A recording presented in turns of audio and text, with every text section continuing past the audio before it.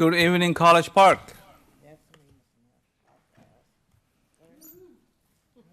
It is Tuesday, April 1st, 2025. I'm calling to the order of the regular meeting of College Park City Council, College Park, Maryland. We'll begin the meeting with a moment of silent meditation followed by Pledge of Allegiance. Tonight, this will be led by Councilmember Dr. Esters. Council, do you want to add anything to meditation? Mayor Protem? Yes, Mr. Mayor, we can continue to think of those who are serving in the federal government as there continue to be somewhat of a turmoil going on. And also, if you can pray for the Mitchell family, it would truly be appreciated. Thank you. Will do, certainly. Thank you. Anyone else wants to add anything? Mr. Mayor, Please. the earthquake victims in Myanmar and Thailand, if we can keep Certainly. them in mind. Certainly, several thousand people lost their lives. Thank you. Seeing none, please join me in a moment of silent meditation.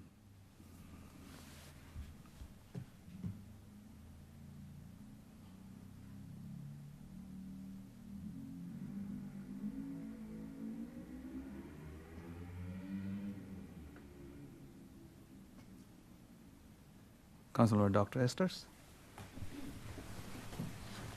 Pledge allegiance to the flag of the United States of America and to the republic for which it stands, one nation, under God, indivisible, with liberty and justice for all. Thank you. Let's take your seats. We'll do the roll call, starting with District 1 City Councilor Mr. Hernandez. Present. Mr. Hill, Present. Dr. Esters. Here. Ms. Whitney, Here. Mayor Pro Tem Mitchell, Present. Ms. Mackey, Here. Mr. Ranker, Present. and Mr. Rigg. Present. I'll do the announcement on the same order, starting with Councilmember Hernandez. Hi, everyone. I want to invite everyone to the College Park, the Route 1 corridor study happening on April 3rd. It's going to be at 6 at the Chinese Bible Church on Ottoville. If you can, this will be the opportunity to hear about the final findings that they've done. I know a lot of the neighbors have been able to participate during the study, but this is going to be kind of the final presentation. I'd also like to invite everyone to the North College Park Cleanup Day. It's going to be on April 12th. We're going to be meeting on the northeast corner of Rhode Island Avenue and Edgewood on April 12th. Look out for the announcements on your social medias. Thank you. And the April 12th is also the day when the Hollywood Farmers Market will open. Am I correct? That's right. Thank you, Mr. Mayor. And we'll be celebrating the grand opening of the Hollywood Farmers Market, which is going to be scheduled to be open from 10 to 2. All right. Sounds great. Thank you. Mr. Hill? Yes, Jacob already mentioned all the things I was going to mention, so it's second covering that. District 1. It's all good, so I'll pass. Thank you, and thank you for leadership with the cleanup and everything, to both of you. Dr. Esters? Yes, on this Thursday, which is April 2nd, there will be a rededication ceremony for the Lakeland College Park Community Center, as well as the Lakeland Lake Artemisia National Area at Lakeland. This rededication will be at 6 p.m., and it will be located at 5051 Pierce Avenue. Thank you. Thank you. And Ms. Whitney? Yes, this Saturday, April 5th, when your council members will be diligently studying the budget, children will be frolicking and having a great time finding eggs at the Berwyn Egg Hunt, Spring Egg Hunt. It is at 2 p.m. at Berwyn Park. Other announcements, at the College Park Aviation Museum is hosting a Women Air Force Service Pilots Tour. Also this Saturday, very busy Saturday, from 12 to 12:45 p.m. It's free with museum admission. and the tour celebrates the Women Air Force Service Pilots Program. Registration is required, but again, it's free. Then also, I wanted to make sure everyone knew about UMD has launched a hub offering Pathways Forward for Maryland's displaced federal workers. It's basically, if you just search online, UMD Pathways Forward Research Hub, it's a website featuring career development tools, et cetera. So please check that out if you find yourself in need of that. Thank you. Thank you, appreciate that. I'd like to thank those residents who actually came to our town hall, not this Saturday, but the Saturday before, and it was wonderful to see so many community members in this room, including almost all of my council colleagues. Thank you for taking your time from your busy schedule. And we had a great conversation and had quite a few ideas and questions as well. And thank you our two wonderful county council members representing College Park. They were also in attendance and contributed to the discussion. Thank you. Mayor Pro Tem Mitchell. I'll pass, Mr. Mayor. Ms. Mackey? Yes, another thing that's happening on the 5th of April is the 100-year celebration of the College Park Volunteer Fire Department, and so they have activities during the day. And I won't steal our city manager's thunder about our city activity that day. And I just wanted to give everyone a heads up to put April 26th down on your calendar as Maryland Day and also as the DEA Drug Take Back Day. So what Drug Take Back Day is, you just take your personal information off the label and they will take back any drugs that you are finished using, which is a very important thing because drugs that are left unused can be very dangerous, not only to children, but to others and also to the environment. Thank you. Thank you. Councilman Ranker. I was going to think of something funny and witty on April Fools, but I won't, and I'll pass. Thank you. Councilman Rodriguez. Pass, thank you. Student liaison, Ms. Otte. First of all, I hope all of the students had a great time on spring break. Now that we're back from spring break, SGA elections are currently happening. You can vote online at sgavoting.umd.edu. There are 3 parties, and do your research and vote well. There's also other SGA related forums going on right now. Like there's a health center fee SGA vote that anyone can attend the committees for, happening April 1st through 3rd. Thank you. Thank you. Ms. McDonald. Tomorrow will be the Clothesline Project at UMD on McKeldin Mall, where it is to, in a sense, raise awareness to relationship and sexual violence within our community. So that's a good event to go out and show your support if anyone can. Next week is also Bike Week. And as someone who ride my bike a lot, it's nice to live in a city and a community where it's accessible to do so. Thank you. Oh, thank you. Nice to know. I know you have a bike to work day, but you're talking about Bike Week. Oh, that's nice. Thank you. All right, city managers report. Mr. Young. Good evening, Mayor and Council and residents of College Park. Just a couple of quick announcements tonight. We will have our spring cleanup events starting this Saturday, April 5th, starting at 7:30 a.m. and it will run to 12 p.m. This Saturday will be the day that you can shred for free and take that to our facility. We have a couple of other locations that we're handling for seniors that will also be participating in this event. And again, so it's 7:30 to 12 p.m. It's at our Public Works facility at 9217 51st Street. Our other cleanup days are April the 12th, April the 26th, and May 17th. If you have any questions, feel free to give Public Works a call. Also, just want to let you know that this Saturday, beginning at 8 a.m., we will have our budget session with the mayor and council. I'm so looking forward to that. And hopefully we'll get out of there and not take all day. But if we need to be here till midnight, I guess that's what we'll do. but I'm hoping that's not the case this year. Just members of the public can watch that online and on our television station as well. Thank That's all you. I have. Any question for Mr. Young? Ms. Mackey?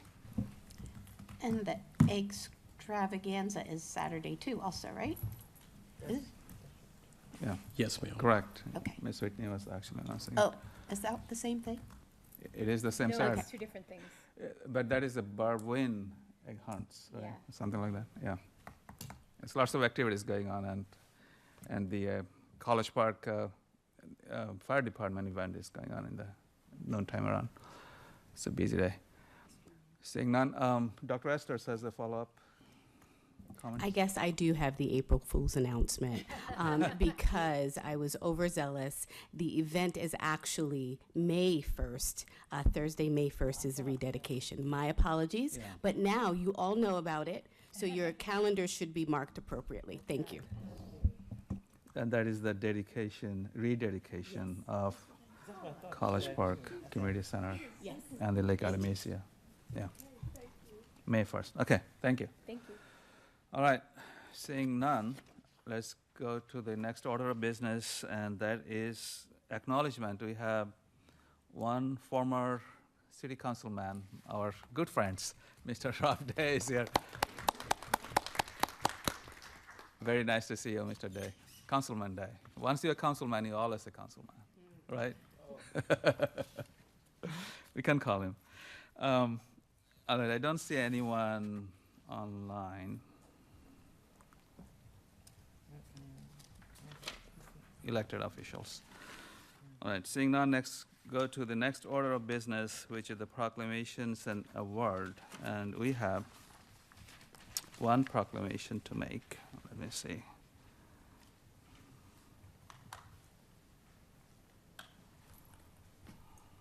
Actually, let me read it from here.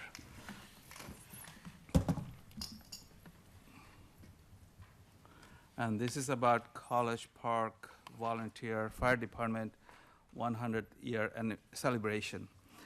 And it reads as follows. Whereas in January 1925, a small group of citizens from College Park Home and a school association gathered to discuss the creation of a fire department in the growing city of College Park. And whereas a committee was created and they drafted a constitution and bylaws that established the College Park Volunteer Fire Department. 14 men joined as volunteer firemen. Dr. Hensey B. McDonald, chairman of the chemistry department at the University of Maryland, was elected fire chief. And whereas the newly established fire department's equipment consisted of a hand-drawn house reel and a two-wheel soda acid extinguisher, which were provided by the University of Maryland, an obsolete horse-drawn hose wagon that had been purchased from the District of Columbia's fire department, a used 1921 Atlas truck chassis from the Connecticut Pie Company, and the first 2.5-inch hose was purchased from the District of Columbia for 2 cents per foot. And whereas the volunteers worked out of a barn at Captain Crisp's residence on Harvard Avenue, which is now 7400 Rhode Island Avenue. Whereas in 1926, Mr. Elmore Power, one of the early developers of College Park, gave a lot to the fire department at 4813 Calvert Road. The company was officially placed in service on November 1, 1921, and made its first response on December 13, 1925. During the first year of service, the department responded to 21 alarms. And whereas 100 years have passed since citizens gathered in the schoolhouse to consider a volunteer fire department, the College Park Volunteer Fire Department has met its motto serving the community in the city, county, and campus since 1925, and will meet that motto long into the future. Now therefore be it proclaimed that the Mayor and Council of the City of College Park celebrates the 100-year anniversary of the College Park Fire Department, Volunteer Fire Department, proclaimed this first day of April 2025, Fazil Kabir Mayor, City of College Park, Maryland. Now we go to the amendments and the approval of the agenda. Is there an amendment? No, Mr. Mayor, so moved.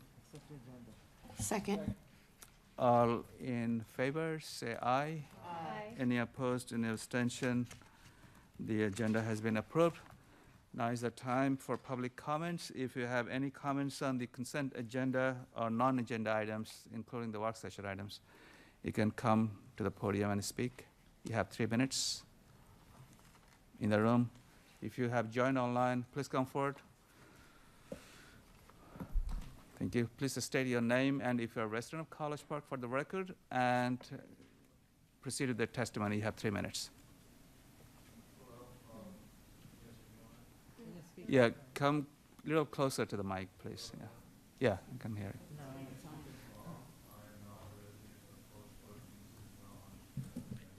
Hey, Yeah. his mic isn't on.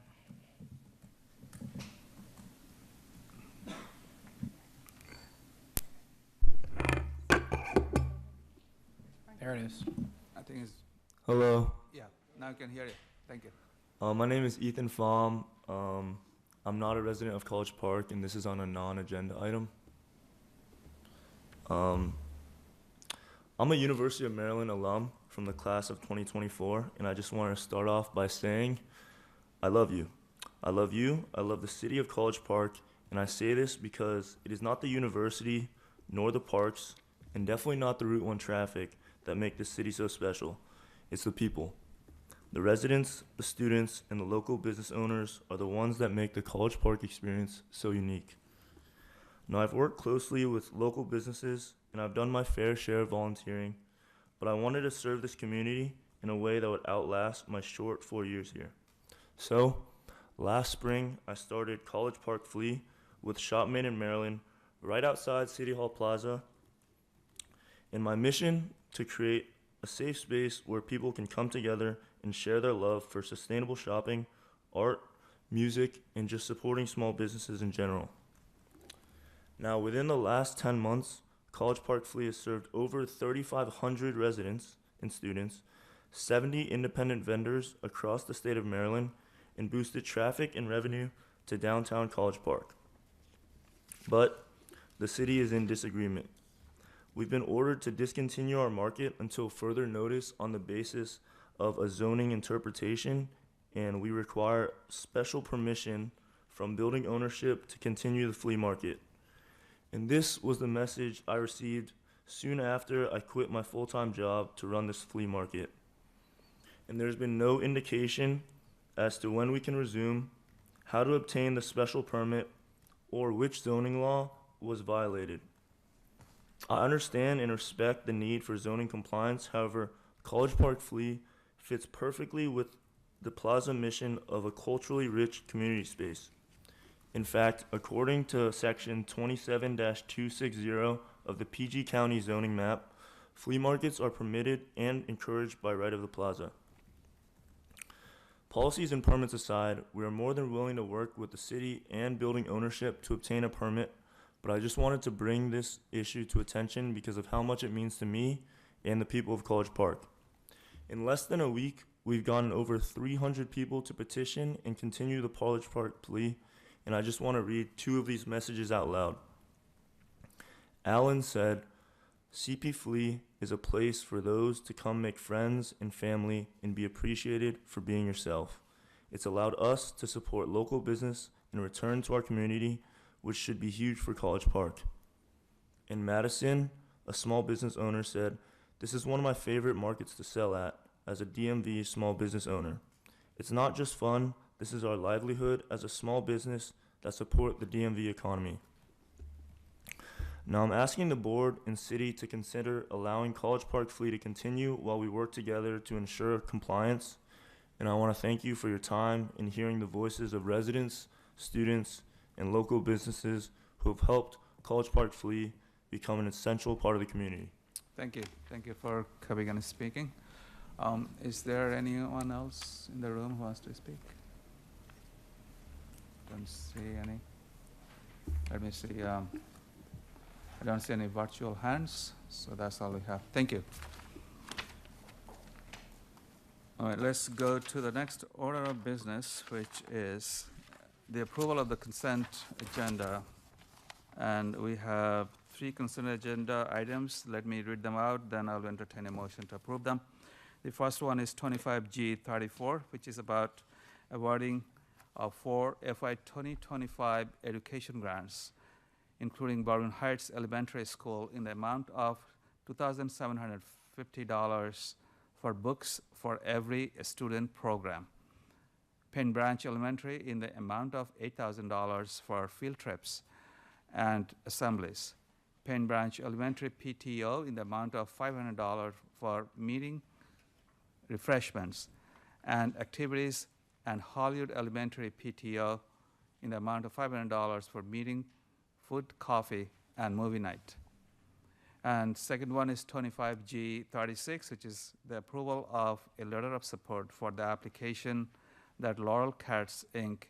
is submitting in partnership with Bellsville Community Cats, BCC, for funding under the Maryland Department of Agriculture's Spay and Neuter program for fiscal year 2026. And the third and final one is 25G38, which is the approval of appointment of Pardum Lindaland to the Child Care Task Force as the Education Advisory Committee member. I move to adopt the consent agenda. Second. Moved by Dr. Esters and seconded by Ms. Whitney, Mr. Hernandez. All in favor say aye. Aye. Any opposed? Any abstention? The consent agenda has been approved. Now, we have 2 presentations. The first one is the state of the city, and I will go down and make that presentation. Please bear with me.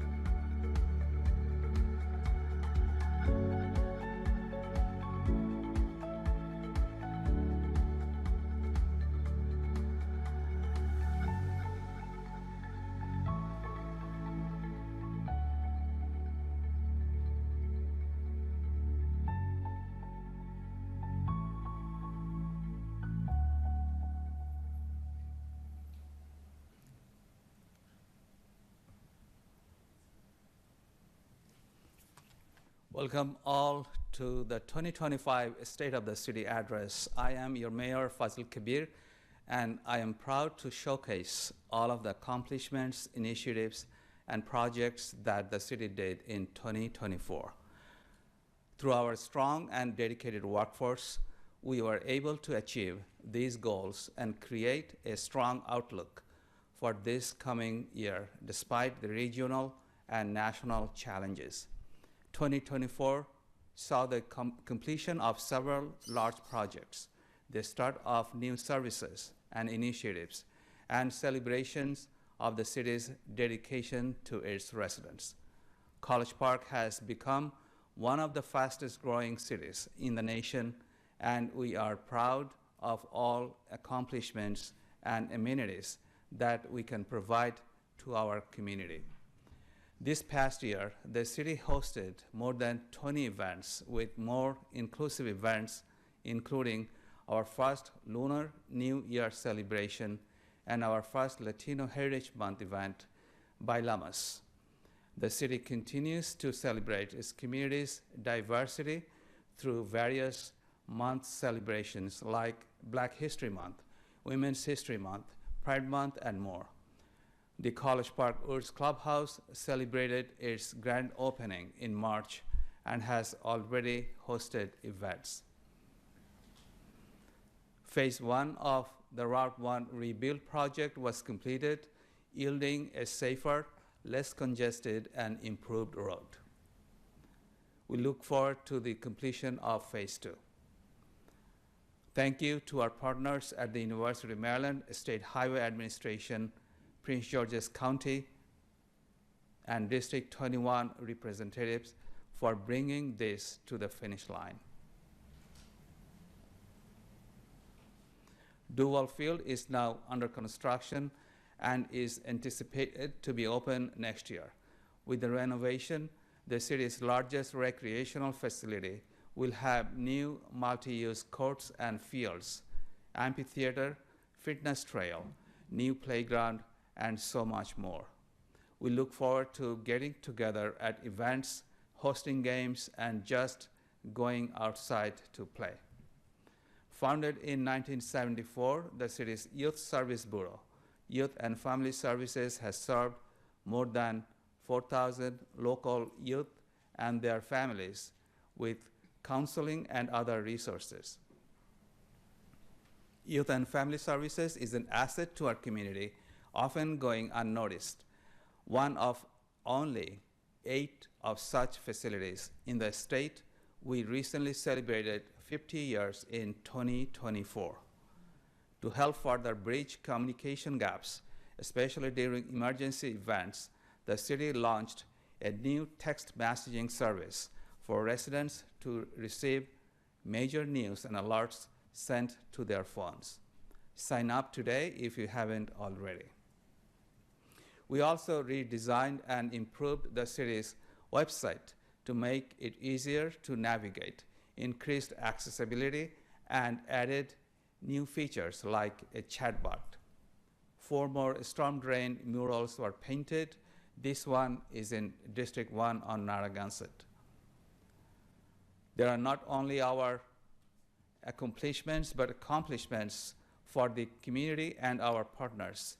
It is in part because of these partnerships that we can achieve so much, and we'll continue to work with them to enhance College Park. We also have new opportunities to further improve and enhance our community. We continue to make strategic investment in College Park by investing in our neighborhoods to retain their character and historic charm, and to provide affordable housing for both students and young professionals. To further our community's walkability, new sidewalks were installed on 51st Avenue, Huron Street, and Hollywood Road. We have more opportunities to offer a wide range of housing types available for our current and future residents. The affordable housing development flats will be opening soon. This new multifamily house tax subsidy project will offer affordable 1 to 3 bedroom homes for those who make up 80% of area median income. To help fight food insecurity in our community, Food for MD will move into one of the development's retail spaces. This year, City continued to innovate and improve to provide residents with high quality, efficient, and responsive services. Last year, the city awarded 68 businesses and nonprofits about $2.6 million in grants and 118 households $341,000 in grants using ARPA dollars. All funds and obligations are committed and reported by their deadline per federal rules for the program's sunsetting. Moving forward, these types of funds will have to come out of the city's general funds. The city allocated and awarded money to various organizations and services to improve the quality of life for our residents, including for mental health services via our Care Celeste program, funds for seniors to age in place in their homes, funding to renovate and repair one of the city's senior housing facilities, Eric Towers, funding to local food banks and fire departments, and to establish a community preservation trust to help stabilize our neighborhoods. More than $1 million in grant funds were awarded this past year to the community. Funding provided by the city, county, state, and federal government went to playground renovations, bike lanes, filling vacant retail business properties, murals, free pet neuter and space services, safe streets, small business relief from Purple Line development, and to retrofit 40 street lights to LED. The city charter provides for a minimum of 25% fund balance retention policy. As of June 30, 2024, the fund balance was $10.84 million, representing 47% of budgeted expenditures. Since 2020, the assessed value of city's taxable real property has increased to $3.7 billion. In 2024, the city spent more than $30 million to fund its many services and programs. With increased community wants and needs and increased cost of services and goods, there is a growing need to fund city services and our workforce. The city continues to work to keep College Park attractive and affordable for individuals and families of all ages, incomes, and ethnicities. Through several programs, the city has been working to stabilize neighborhoods by attracting permanent residents and families to College Park. These new neighbor grant programs and community trusts work to bring new residents to the city and keep them in their homes. We are proud that College Park is designated AARP age-friendly community. This year, the city hired its first contract employee to help work with the seniors community and oversee the program's initiatives. The city continues to support its senior community through transportation trips for medical appointments and groceries, case management for those needing help navigating various programs and needs, and by providing opportunities for seniors to socialize. We are developing a city with the types of businesses and amenities that support the needs of our diverse population while balancing the challenges of overdevelopment. We now have highly rated restaurants attracting people from across the region, and we continue to work improving dining, shopping, and entertainment options. In 2024, the city welcomed 12 new businesses, including Honey Pig, Leishman Cafe, Shake Shack, Green Turtle, Ross, Terrapin Station, and more. These new and future businesses are estimated to bring more than 900 jobs into College Park. 2024 saw a boon of new businesses opening in the city, including many new restaurants. The city is open for business, and we are proud to welcome them to College Park. Our newest restaurant, Chopped and Primetime, opened just last week. We look forward to all the new businesses opening soon in College Park and what they will bring to our community. To help support our business community, in 2024, the city gave out over $500,000 in grants to help more than 30 College Park businesses. The city helped retain Photom, Monarch Preschool, Food for MD, and other businesses from either closing up shops or leaving College Park through various grants and funding. Last year, the majority of retention grants went to retain businesses in the northern portion of the city. Here is a brief look of all the new developments that are planned, started, and completing, and coming soon to College Park.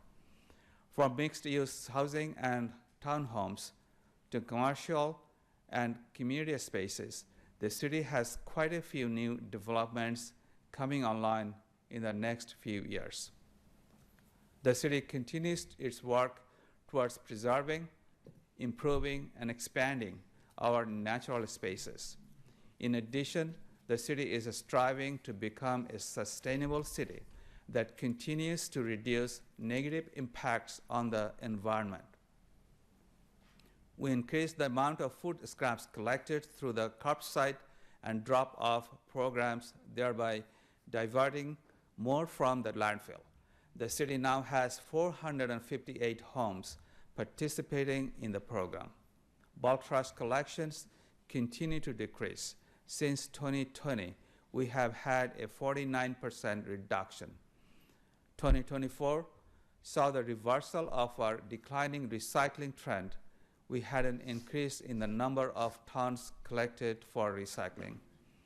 Keep up the great work, College Park. We are actively working to increase our tree canopy by planting more trees through city programs. We encourage our residents to sign up to get free trees planted on their property or to request trees on city property. The city has been very active in improving our environment through various sustainable program certifications, hiring contractors that meet our sustainability goals, like our new battery-powered only green space contractor, resident rebates to go green, and new plantings like our first urban food forest. College Park is a welcoming community and home for all. We celebrate our community's history and diversity. In honor of Martin Luther King Jr. Day and Women's History Month, the city held performances at City Hall and at local schools to learn about civil rights movement and women's history. The city has celebrated numerous Heritage and History Month through educational programming on our cable channels, events, displays, and educational giveaways.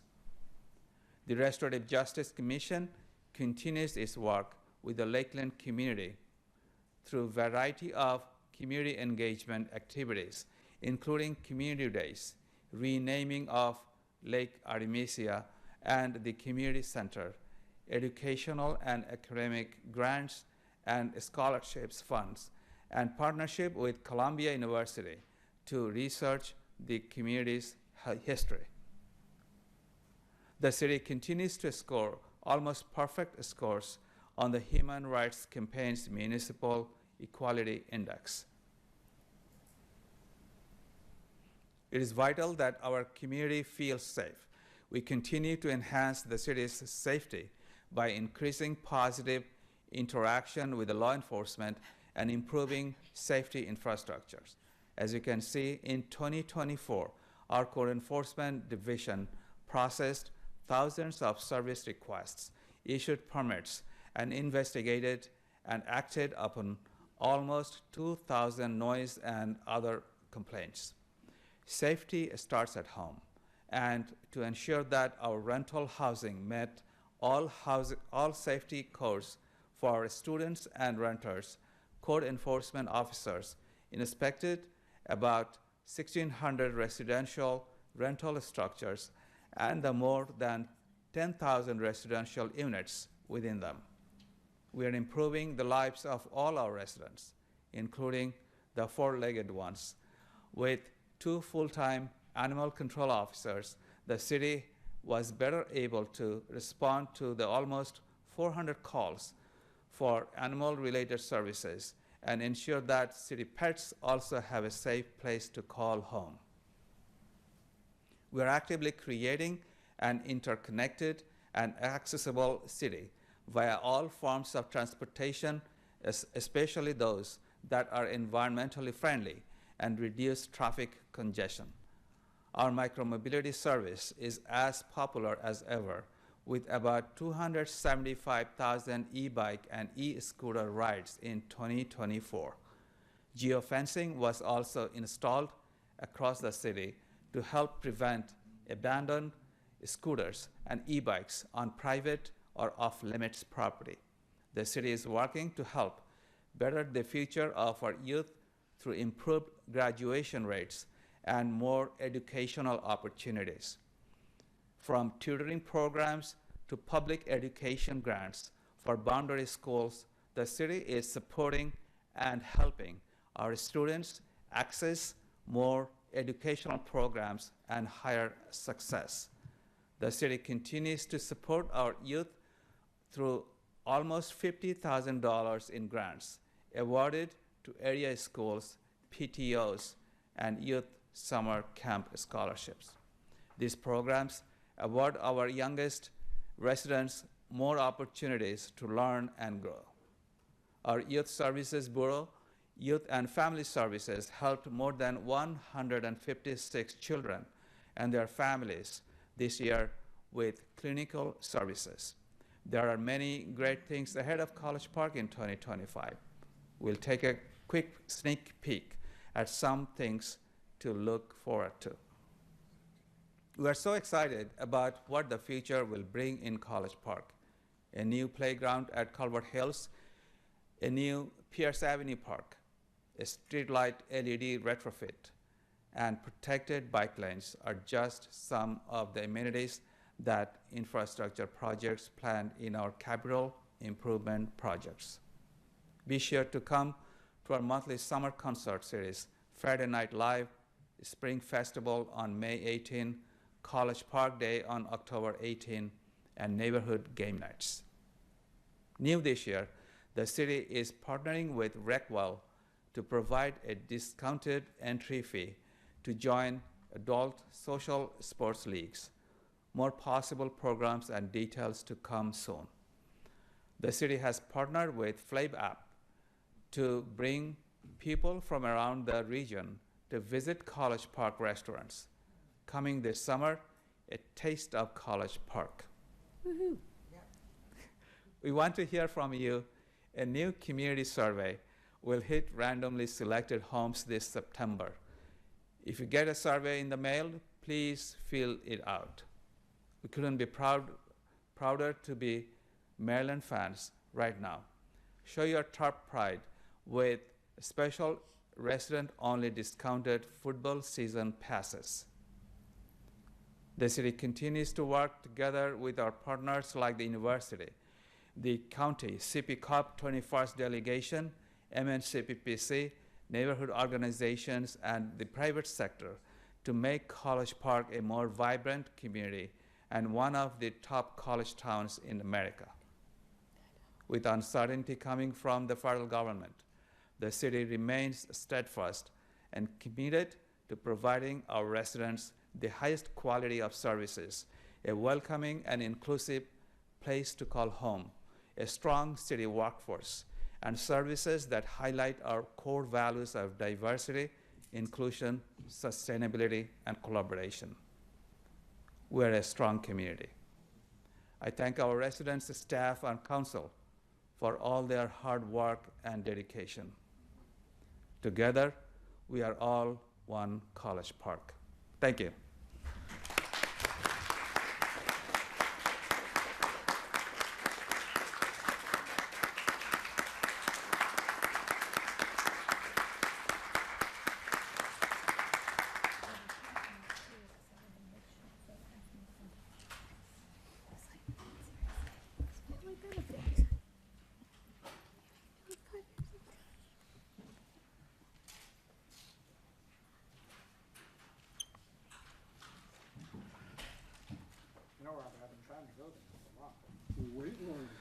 All right, thank you. It's always good to talk about all the great things happening in College Park, right? Thank you. It's always been a fun. Thank you. Yeah, another great one coming. Next, the second and the last presentation is about College Park Academy, and this will be presented by the Executive Director, Sandy Abu Arja. Yes, and Director of External Relations, Nicole Nelson. Please come forward to the podium. The floor is yours. Mr. Mayor, can we also acknowledge our former colleague and who is also the chair of the Board of Directors for College Park Academy, Mr. Robert Day? Thank you. Duly noted. Thank you. Thanks for your service, Mr. Day.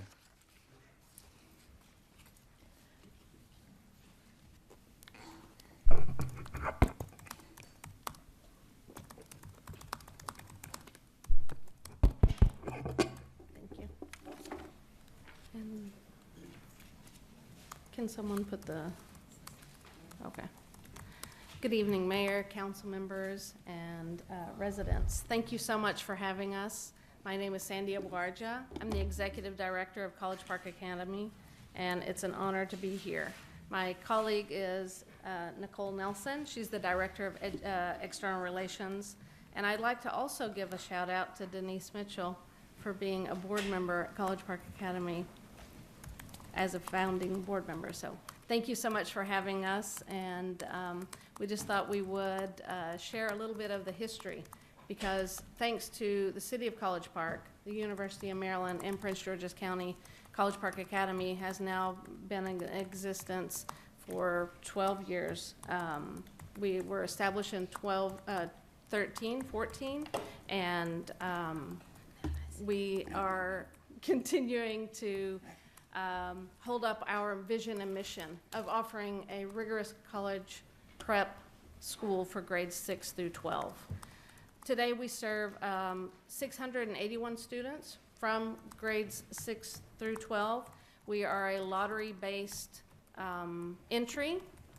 We welcome everyone to our campus, and we meet the students where they're at.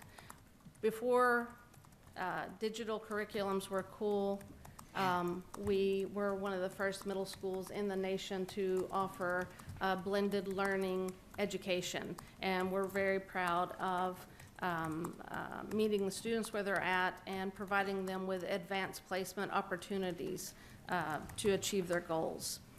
We always say that a picture is worth 1,000 words. Well, what are videos worth? Videos worth a gazillion words. So we invite you to check out our YouTube channel, College Park Academy, and visit our videos. But more importantly, you all are invited to contact Nicole and come and have a visit with our students. We have student ambassadors who actually conduct the tours, and who better yet to learn about College Park and the pride at College Park is for the students to be able to share their firsthand experience of why their families chose College Park and where they plan to go in the future,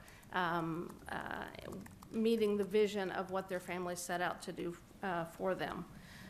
Nicole's going to start talking a little bit about and elaborate on our partnerships and how those partnerships help us achieve our goals. Good evening, everyone. So we have the 6 signature programs. They align with the colleges at the University of Maryland, and some of them include our engineering program, where we have our E4 USA program. Through our students take on projects. Last year they created a wheelchair apparatus that allowed a young lady to play lacrosse. We also have partnerships with the City of College Park. We participated in the College Park Day, Friday Night Live. We also were grateful for the grant that assists with our Watati program that helps with our signature business programs. And we have partnerships with the University of Maryland's Discovery District. That's where we're located. So as Dr. Abuar just said, that we hope you can come by and take a visit. Just contact me and we will be happy to schedule it. Thank you. And in those 6 signature programs, we welcome anyone within the areas of those expertises. Those are education, business, public health, computer, mathematical and natural sciences, behavioral and social sciences, and engineering. So if you have someone that you'd like to recommend to be a guest speaker, or you have an organization that we could go visit or students could intern at, we would welcome that. Please get the word out, because we're always looking for opportunities for our students. We are very proud. This year, we're the #1 high school in Prince George's County, so we're celebrating that. And our success is your success, and we're grateful to have the community behind us. One of our strengths is our school culture and climate that spreads out into our community. And any opportunities that you have for our students to participate in community service, please let us know. Again, the contact is Nicole. We're very proud that all of our 8th graders get their student service learning hours before they enter high school. They continue to get them as they go through high school, but we want them to get that credit off of their, shoulders so that they can focus on their high school credits, but they continue to get additional credits through that. We'll go to the next one. The university, we work closely with the University of Maryland, and through the signature programs, we attend conferences, we are thought partners with them on different initiatives, and we're very fortunate that we have 6 board members who are from the University of Maryland.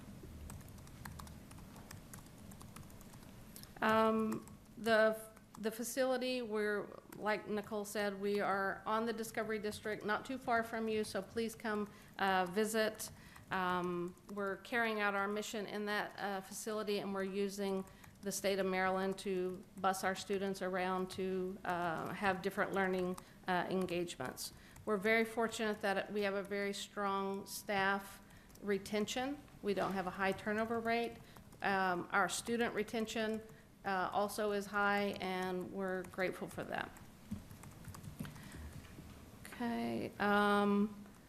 Each year, we continue to have additional students being named as AP Scholars, and for 2 consecutive years, College Park Academy has earned the Platinum Award from the College Board for advanced placement. So we're great. We're so happy about that. Here are a few stats that we're very proud of. As I mentioned, the 75 student service learning hours by our 8th graders. They've already received that. Rigorous college prep is our mission. We require all students to take AP courses. All 9th graders start with their first AP course, and then they continue to be exposed and take more AP courses. We are one of the smallest high schools, but we're the 2nd largest in offering the largest number of AP courses available. Oh, there it is on the slide. 70% of our students take college credit. We have the 6 signature programs. 93% of our class of 2024 attend college. This year will be our 7th graduating class. 35% of students of class 2024 were accepted and attend UMD, which is a huge acceptance rate. We're wanting to make sure that our students are eligible, and each year a higher number of them are actually attending. And then 74% of our students have a 3 or better at least on one of the AP exams.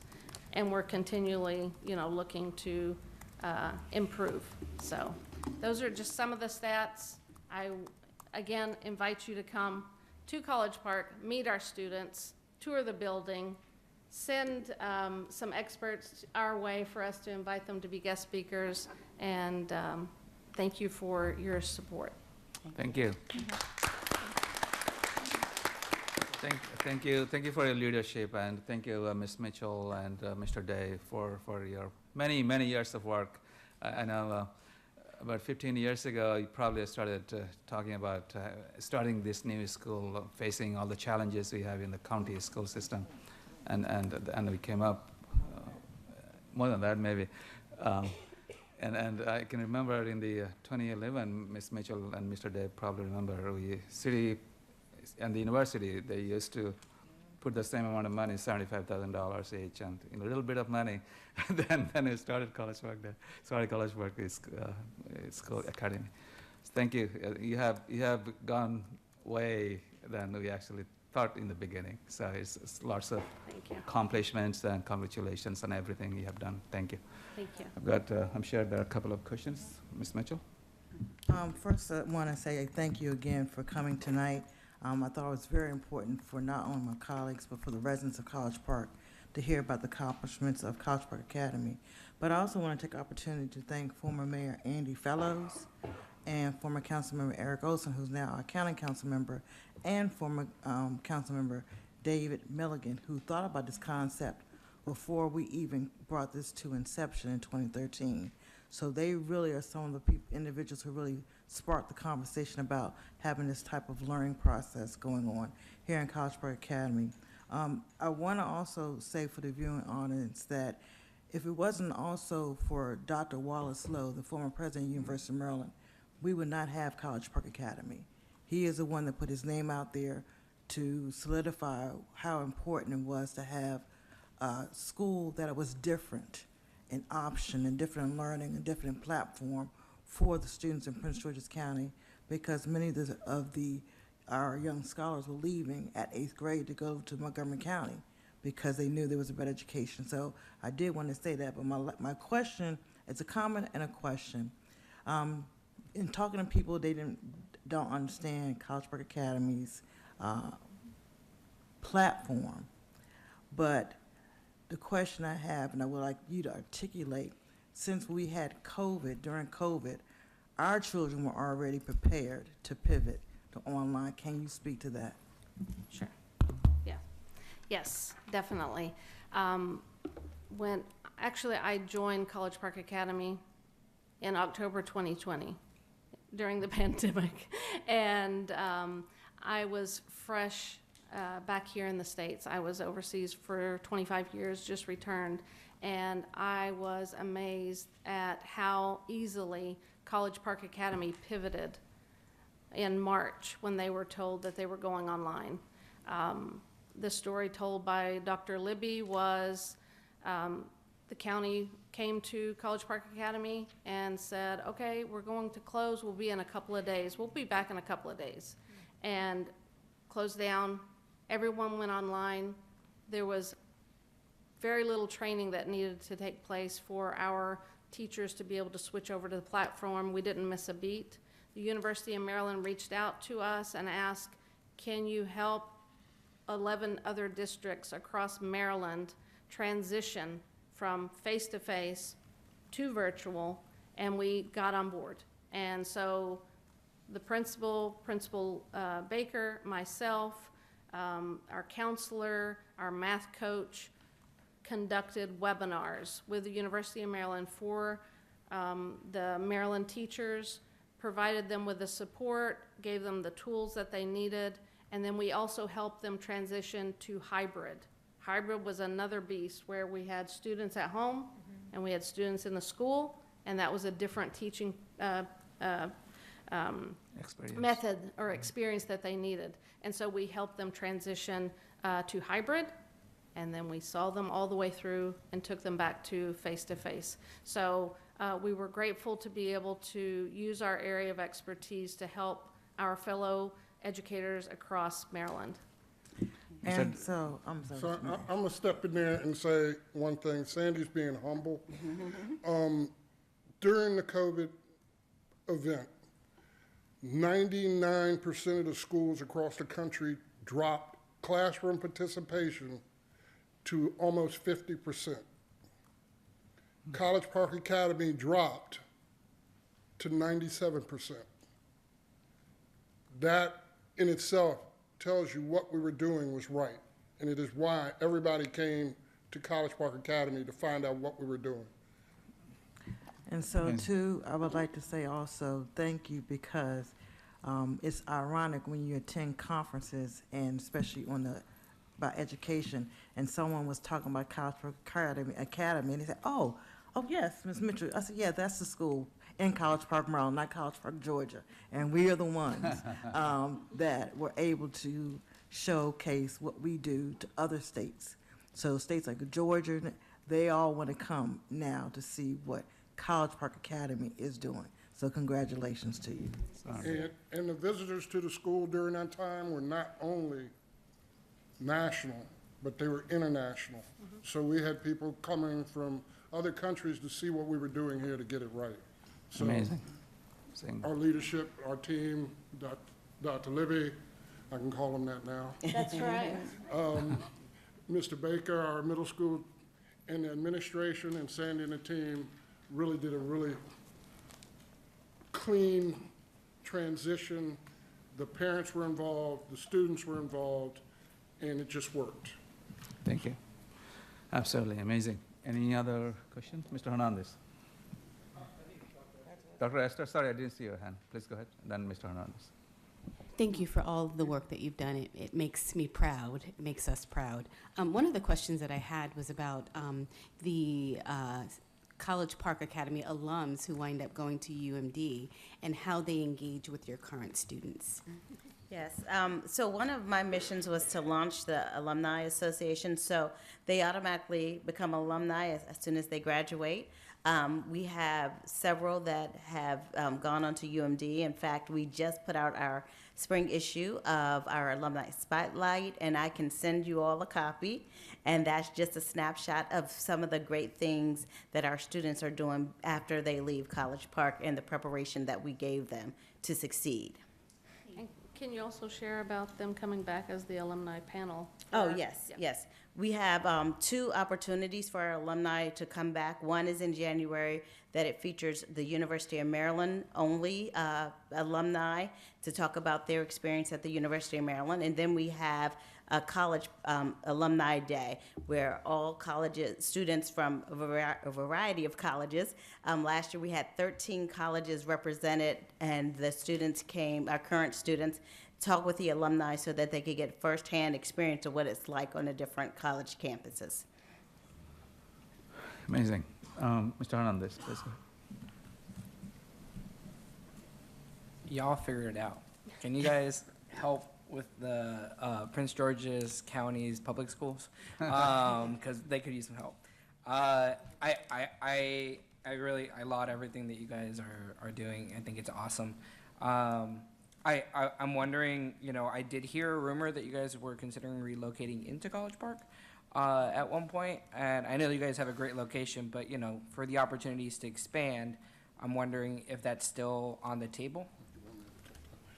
So we have been working with Prince George's County Schools and Superintendent House, looking at opportunities to expand College Park within Prince George's County. We, of course, want to find a way to bring it to College Park, bring it back home. Yes. You know the budget situation, city, county, state, national.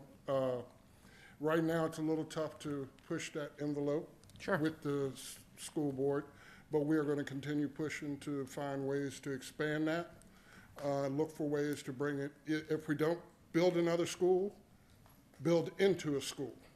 So we're looking at all the different options. We've already met with the school board to have a discussion that is a starting point, and we'll continue working with that. And as we find out more, we'll let people know, because we're going to need voices to support us from the outside. I think you'll have a lot of support here. I will ask, what are your relationships like with some of the elementary schools that we have in the city of College Park? In my district specifically, or District 1, we have Hollywood Elementary School and, of course, Paint Branch Elementary School in District 2. Do you all have good relationships there? Are you funneling folks straight into College Park Academy? Can you just describe that for the audience? All right, so I will say it like this. When we started the school, we did not have a catchment area, okay, which meant we didn't have the ability to kind of choose from our feeding schools. So we have worked with the county. We got in a waiver that allowed us to work with our 5 schools around us. All of College Park is in there. I think there's 2 houses that aren't in it, but that's Sorry. not the issue. But we do have a catchment area now. We have about, is it 35% that we're allowed to have, but we have. 35 entering, yes. We have 35% of 6th graders coming in can Okay. be from within the College Park general area. We currently have about 55% due to sibling Connections. connection. And we'd love to be able to say we could push that a little bit further. We are asking, but we're not sure if we're going to get that, and that's something that, we're going to work on and continue to fight for. So we are, I don't know if you saw it, but we have 1,500, we have a wait list of 1,500 students every year. Oh, I'm aware. I've heard it from our residents. I bet you get plenty of calls. Yeah, I get residents want it. So we're looking for ways to increase those numbers within our general feeder schools, and also look for ways to work with our elementary schools if we're not able to get in there, find ways that we can share our knowledge and work with them and continue growing their education system. I want to say thank you. The only thing I just want to make sure to put on your radar, Congressman Ivey's office came a couple weeks ago and just highlighted one of the opportunities that we're trying to just bolster as much as possible. Congressman Ivey is responsible for giving out congressional nominations for service academies, and I didn't see any service academies here.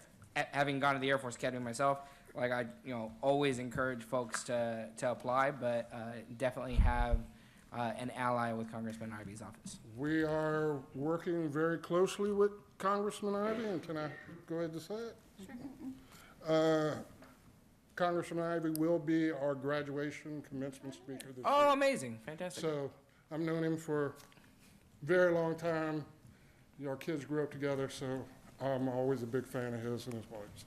Great. Sounds good. Let us know how we can be helpful. Yes. Thank you so much. Thank you. Thank you. Ms. Mackey? Yes, I have a question that I don't know if you could answer, but just segueing from my colleague is, do we have any kind of timeline when we're going to have College Park Academy Elementary? Right now, to do that, the budget, we cannot do that. We are a public charter school. Right. So we depend on 90% of our budget coming from the per pupil allotment. Right. And at this point, we're pretty maxed out. There's a few things we want to do to grow our current school, but we're also working with the superintendent to see if we can find a way to build something in College Park for elementary. Great. Thank you. First, you need to find a place, right? Then you Right. can build it That's and the find the trick. money. Yes. Just wanted to Lots of factors. segue from the Yeah. elementary Yeah. discussion. Principal, you talked about kind of, from the city council, someone, or actually many of my council colleagues, they are so talented, they could probably go to your school and give a presentation or something, talk to a student. Please send the invitation. I mean, they always go out and All right, they can I'm make lots personally of going to hold contributions. all of y'all accountable for coming over to College Park Academy and letting the student ambassadors take you through the school. It is an event that you won't forget. And we don't have to do anything. We put you in their hands Yeah. and they walk you through the school. Fantastic. You have to come and see it. Pick a day, anytime, come and enjoy Sure, what we have there. sure, we need to for work the on it, school. yeah. Trust me, while she's standing there, she's creating a Google form and she's sending you an email. Send it to us. Thank you. I'd like to help you and contribute to your great work any way you can. Absolutely. Ms. Whitney. I'm always trying to talk people with young children into planning to stay in College Park long-term. My daughter attended public schools in this area, like all the way through high school, and now she's across the street at UMD. I'm living the dream. So if we go into the schools, can can parents with young children also bring their, like, tour? Or do you have any special kind of tours for people who have younger children so that they can kind of see that path for their kids as they get older? So we host 3 prospective parents' evenings. This year, there were 2 virtual and 1 in person. So if you're interested in touring the school, it'll be on our website, and that's the time that you would invite them. And usually it's like standing room only, and they get to meet Mr. Baker and see the facility.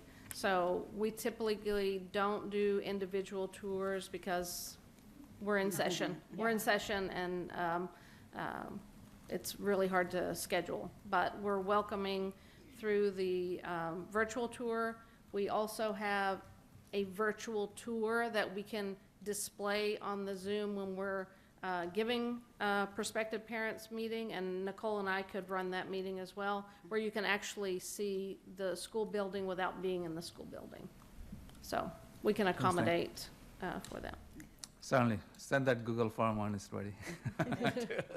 Thank you, Thank you. Ms. Nicole, and Mr. Day, and Arza. Thank We'll leave something for y'all over with Yvette. Absolutely. Let y'all get back. Please keep us in touch. I don't want to take too much of your time. Thank you. Thank you for taking your time coming and speaking, making a presentation. All right, so we're done with the presentation. The next one is the public hearing, and this is about the ordinance 25001.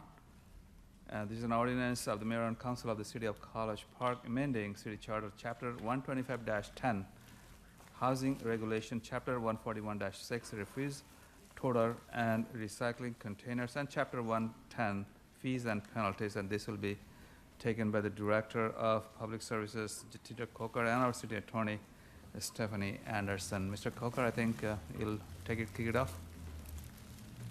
Floor is yours. Good evening, Mayor, council members, and residents of College Park. Today we are holding public hearing for Ordinance 25-0-01. It relates to the City Code Chapters 125-10, Chapter 141-6, and Chapter 110 related to fees and penalties. I do believe that the background details are available in the cover memo.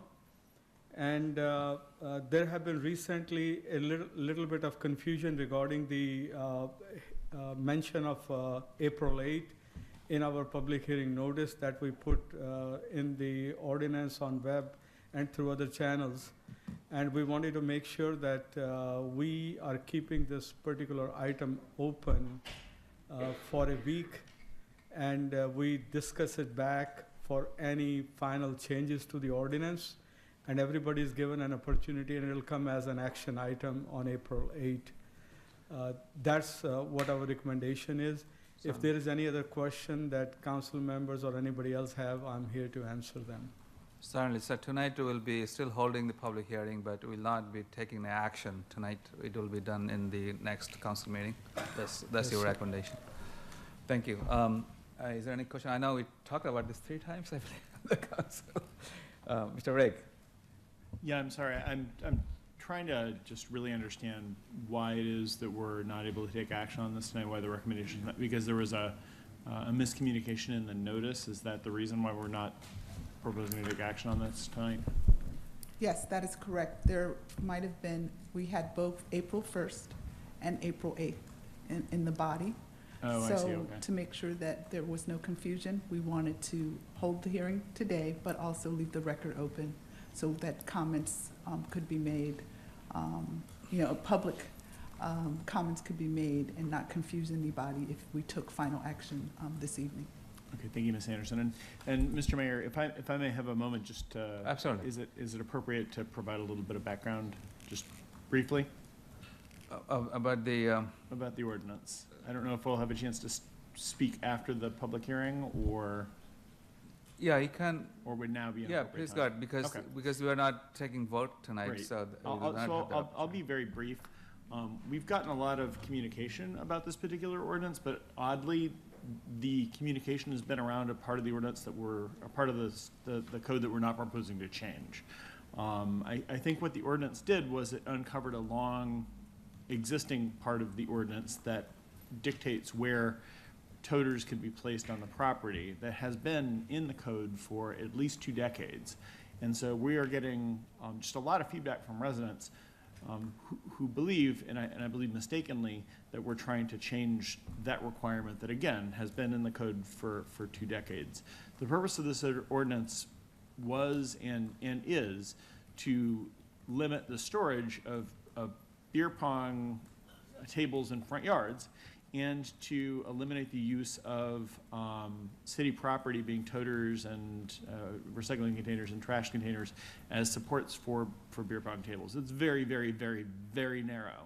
So I just want to, and there, I believe part of this was driven by a mistaken article that was written by a local publication, and a lot of residents are very concerned that we're cracking down on, you know, toter location, when in fact, you know, that has been in the code for a very long time, for better or for worse, and is not often enforced for better or for worst,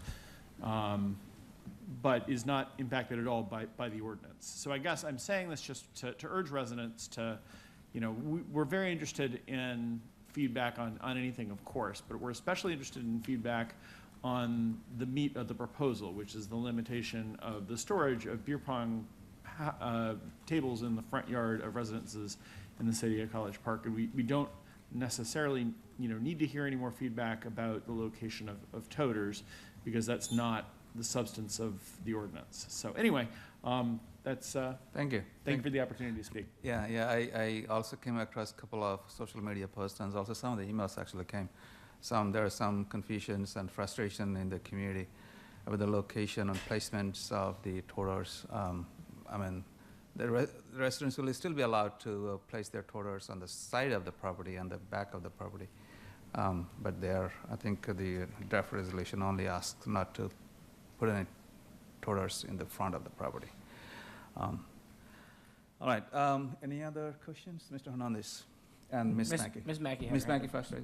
Yes, I was wondering if the city could, just to add to what Mr. Riggs said, and thank you, Mr. Rigg, could put on the website the link to the correction to the article that led to some confusion. Could we put that on our city website? It came to the city's communication channel, so you're suggesting the same notice be posted. Thank you, staff, for working on the correction. That helped. Mr. Hernandez? I think when we first had this discussion, there was some consternation as to at least for me, as to what like sort of overreach it felt like figuring out where the toters were. I'll say that I've walked around District 3 now a few weekends, and especially now that it's getting warmer, and I've had the I guess the displeasure of seeing kind of what Councilmember Riggs has been talking about here on the dais. The concerns permeate through the neighborhood, and I can fully understand why residents are asking for this. The only concern I guess that I'd raise on behalf of the residents that are in a different part of town, a little bit more north, is there are some residents that have their toters in the front yards or on the like side where it's like almost the front, or they're on a corner house and it's technically on the front. I've always trusted code enforcement to use their discretion, so long as it looks neat and orderly, and that they're not particularly bothered. And I still will continue to trust them to do that. I understand why this particular request is being put forward, and I just want to say that I'll be supporting it, and look forward to hearing any other public comments. Certainly. Thank you. Any other comments from the council before we go to public hearing? Mr. Ranker? You know, we're looking at Section 1, 125-10. I'm just wondering, because I think that this has been also, as somebody who's new on the council, it's been confusing to me. As was mentioned, it's already in our, our code about the trash carts being stored on the side or in the back. Do we have a reference of where that is existing already in our city code? It's in two places. It's in section 119-3, letter B, and it's also mentioned in 146A in the very beginning. And it's on page 56, 1, 2, 3, 4, 5, 6 lines down, where it says all carts, all refuge, and we changed the language, carts, recycling carts, or other refuge and yard waste and special trash shall be stored at the rear of the property or on the side of the house and adjacent to any part of the main structure located thereon. So that language did not get changed, and in the current ordinance, it was just repeated. Thank you so much. That is really helpful, because obviously for folks looking at the ordinance, you see this language and you might be surprised by it or think it's something new, but I think that's a very helpful clarification. It's already existed several places previous to this draft. Yeah, so we're not really introducing anything new. It's just on that part, on that section, which actually caused lots of frustration in the community, unfortunately. But thank you. Any other comments from the council? If not, let me entertain anyone who wants to speak on this item. Mr. Coker, do you have anything follow up? Any statement you want to make before we start the public hearing? I think I can briefly talk about enforcement, how it is being done on that requirement.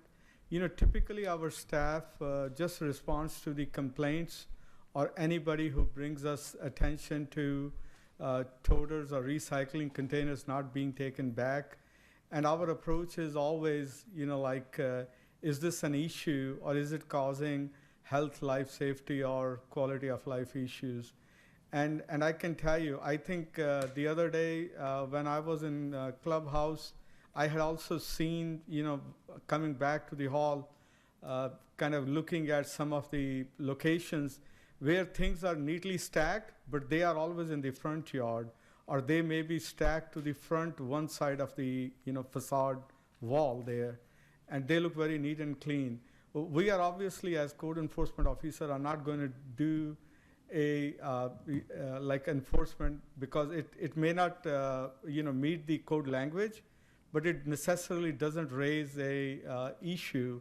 Literally reading into the code, it's a violation, but it's not an issue to the neighbors or to the resident in terms of it's not going to cause any health, safety, welfare issues. Certainly. Thank you, Mr. Ranker. Mr. Coker, do you, if this passed, would you anticipate any increase in tickets violations? Essentially, what I hear you saying is nothing would change in that regards based on what's already existing in Yeah, law. I don't believe that it will raise our workload. We typically already, respond to a lot of time when kids are moving out or they are coming in. These issues come, and sometimes our district inspector goes to their respective area where the rentals are. There may be 5 kids living in one house, and 3 of them were kosher, but 2 of them probably left some item that needed to have a special pickup, or they will leave some trash and some clutter around the curb and gutter. We have to address them, and those are the scenarios where we could be proactively doing that. But I don't anticipate that it'll increase our workload itself. Good to know. Thank you. All right, now, thank you for patiently waiting. Please come forward. Please state your name for the record, and if you're a resident of College Park, you have 3 minutes. Hello, yes. My name is William Sullivan. I'm a resident of College Park. And particularly for this issue, I might have some insights for you because I have 5 years experience being a manager of a fraternity's property. Actually, and I also worked in the City Hall planning office for about 1.5 years, so I'm familiar with the codes as well. Thank you for the opportunity, by the way. one thing that we work through as property managers is every year we have a new group of people in our house, right?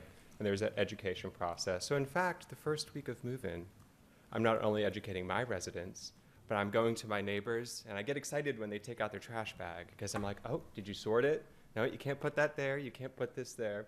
And we sort of keep an eye on our stuff. We haven't been perfect, but we work through it, and as we get into the semester, my residents get into the program, right? But we're organized. Are you familiar with the IFC? Are you familiar with the Panhellenic? Take the opportunity to perhaps meet with them if you haven't. Maybe you have, I don't know. But those are great opportunities to interact with them. But also, the housing managers, we're organized. We are mandated once a semester, so twice a year, to meet on campus, both private houses and public houses, which are on and off campus. That's a great opportunity to interact with the facility managers. Off campus, we tend to stay around a little longer, but it is about a 1 to 2 year turnover. So now that house and facility manager has to learn all the points, right? But then also we're organized through our housing corporations. Our housing corporations meet not on a regular basis, but I would say at least maybe 5 times a year when issues arise. And that would be a great way and place to sort of begin communication, not only from a top-down sort of code law enforcement, but how do you build up civic engagement in the Greek community? So those are just a few points that I wanted to add to the discussion and opportunities of connection. Appreciate that. Thank you for sharing. Thank you. Very good. You have a question? Can you hold up for once we're done all the comments? Is there anyone in the room? If you have joined online, if you want to speak on this item, please raise your virtual hand and we'll allow you to speak. Anyone else wants to speak from the great audience we have in this room? None. Turn on this, please go ahead. No, I just really, I remember when we first began having this conversation, I think it was during the winter, and one of the concerns that was raised was, we weren't getting input from the students. But Director Kokar, is it possible for you to have conversations with some of these different organized units just from a matter of education with your code enforcement officers? Or even yourself, I don't know. Like the IFC and other. Excuse me, just 1 second. I believe we need to close the public hearing. Yeah. Oh, so sorry. I was going to do it after that, actually, but let me do this before I forget. So with that, I declare that the public hearing has been held. Please continue. Mr. Coker, I think our code enforcement and staff always are in contact with different community groups and frat groups in the university campus. Am I correct? That is correct. Mr. Young? Jonah? We also do knock and talks at the beginning of Yeah. every semester. We don't always hit every house, but most of them are fraternity and sorority houses. But that is a topic that we may not cover currently during that session, so it is something that we could add. Thank you. Absolutely. Mr. Hill? I said this before and I'll say it again. These are students of the University of Maryland that are in our community that needs instructions about how to be a good neighbor in our community. The university needs to step up and be a partner in this conversation as well. And I'll say it over and over again. I know it's not popular with the university, and I am an alumni, and I don't want shame brought on this house. Yeah. I hold them to a higher standard, and I hope they will finally come to the table and have a orientation of off-campus living, because it's missing, and we have to pick up that slack. Residents, I have my own neighbors that are rentals that I have to train every couple years. I know, and I'm not even in the middle of it, in Old Town. So the university needs to be part of this conversation. Certainly. Good point. All right. Any other comments? All right. Thank you. So the public hearing has been held, and thank you, staff. Thank you, Tony, for your hard work and clearing up all the confusions and everything. I really appreciate that. So we are not going to take any action tonight, and we'll be voting on this next week, City Council meeting. Thank you. All right, we do not have any action items. We have 3 work sessions. The first one is 14A, which is about residential over occupancy. And Mr. Coker, please don't go away. You will be taking this up again. He's our Director of Public Services. Please go ahead, floor is yours. Mr. Mayor, one thing need to add, the record is going to remain open for the ordinance. Yeah, this, which means that if the residents who didn't have a chance to make any comment on this item, you can still send your comments, send an email to cpmc@collegeparkmd.gov and make your comment. Please go ahead. Excuse me, Mr. Mayor, for clarity purposes, you're saying that here tonight, will something go out so the residents will know that they can still make comment? Because many residents are not going to see it, okay. Thank you. Thanks for the suggestion. Mr. Coker, please go ahead.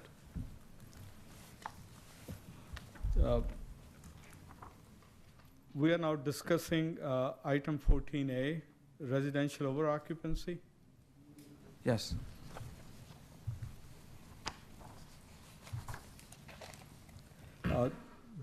This particular issue was brought up by a couple of council members in their request for addition to the agenda items. And we have discussed this issue with the staff. And presently, what we do in this process is like if we receive a complaint, we inform the owner and the tenants that we are going to come and inspect, and we go through the inspection. And if we find that there is a over occupancy or any violation of the family definition for more than 5 unrelated people, we make a note of it, and then we issue a NOV, and then we give them time to cure it.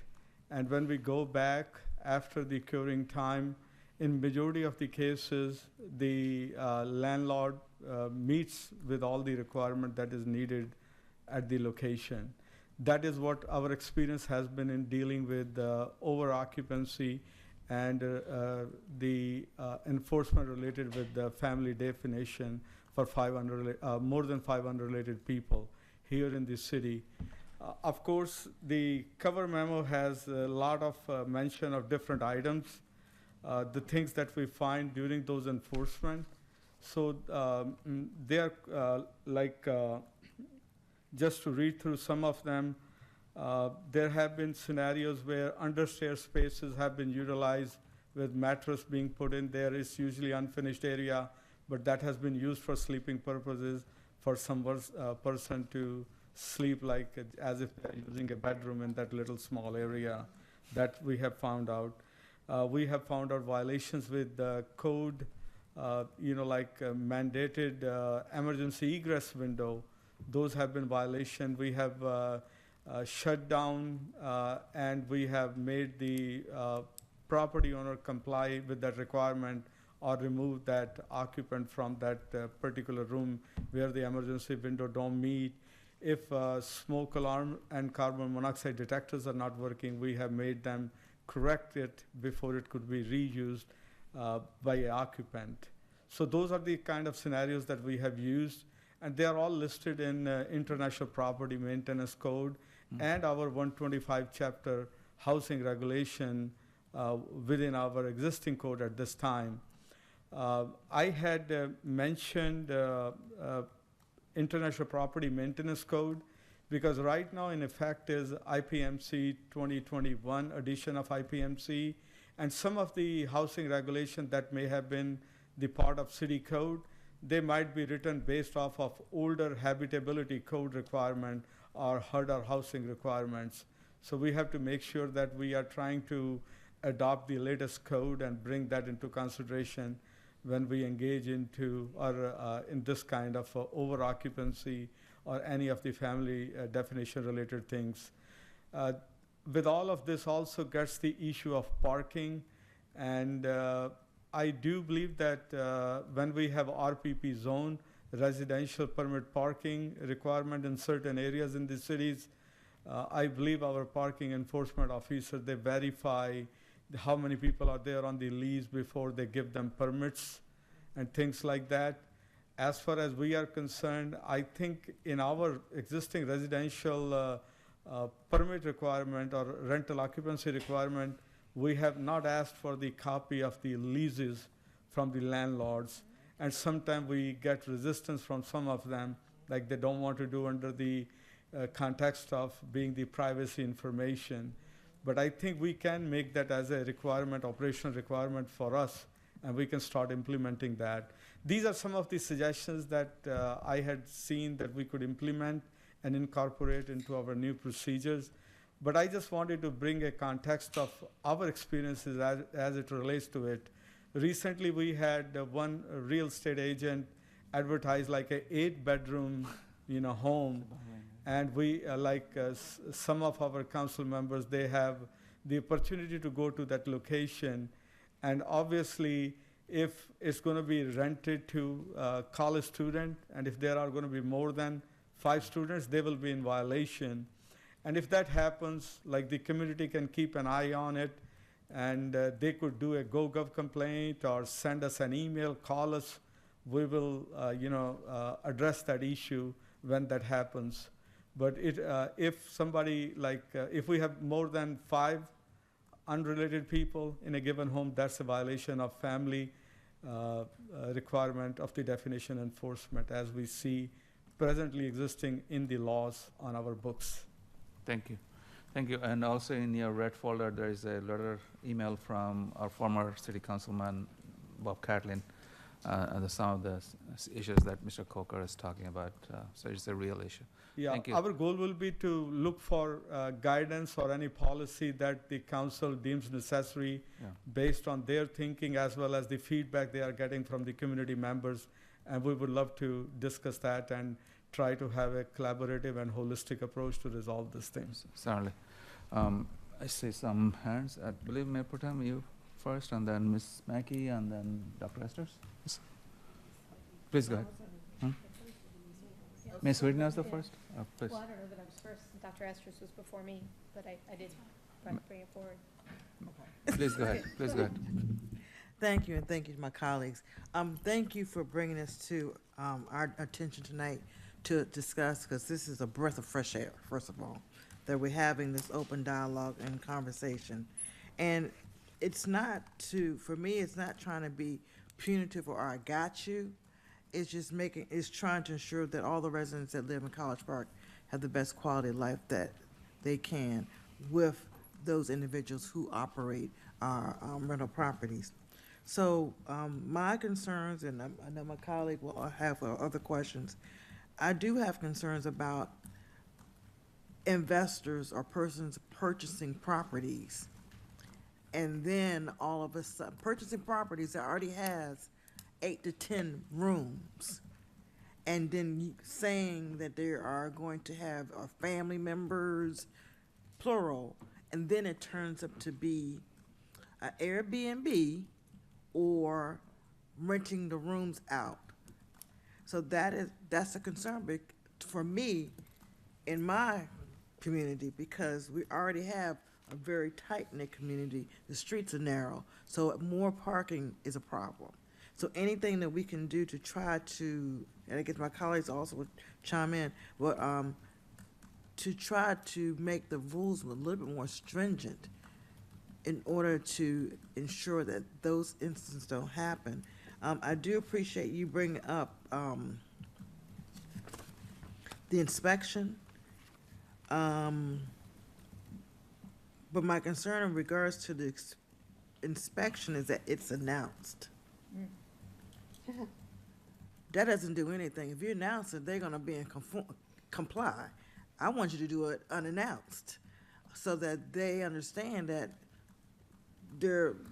you're coming in due to a complaint.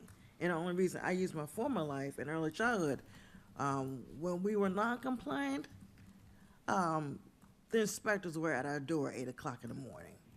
And they gave you the violations, and you had to show how you were gonna become compliant. And I just think by announcing it, it's not doing us any benefit at all. It's just a rotation of a cycle effect. But I'll hold in that other colleagues, because everyone has comments Sure. on this. I see your point, and you made a good suggestion. Is there any procedure our code enforcement officer needs to follow as far as the giving notice before they make an inspection? Like, Could you please repeat so it? what I'm asking, can our code enforcement officers show up in a property unannounced? Probably not. I do believe there is a language that exists in the housing code that says from 8 a.m. to 6 p.m. That timing is already there. It's always reasonable, at reasonable day of the time. Obviously, nobody would go on a Saturday or Sunday, but Monday through Friday between 8 to 6 p.m. is considered to be reasonable, and it's written in our code itself that we could go if we have a complaint. Then again, it goes to like somebody, like we show up there and we have credentials from the city that we are here for a purpose, and under this law, we are here to check this out. And the person who lives there has a right of privacy, especially if there is a tenant there, and they can refuse that. Okay. And then we have to go through some sort of search warrant procedure if we believe that there is an unsafe situation, and we have an obligation as a public safety officials and code enforcement official that we have to get that corrected. Correct me, Stephanie, if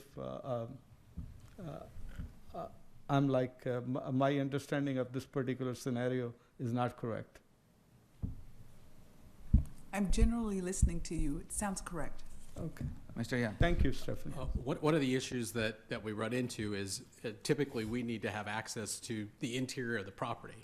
So those residents, if they're not available, you have to give an opportunity for the owner to be able to let our inspectors in to do their inspection. So, that's really about the notice issue. If we just show up unannounced, we're kind of wasting our time, so to speak, if we can't gain entry.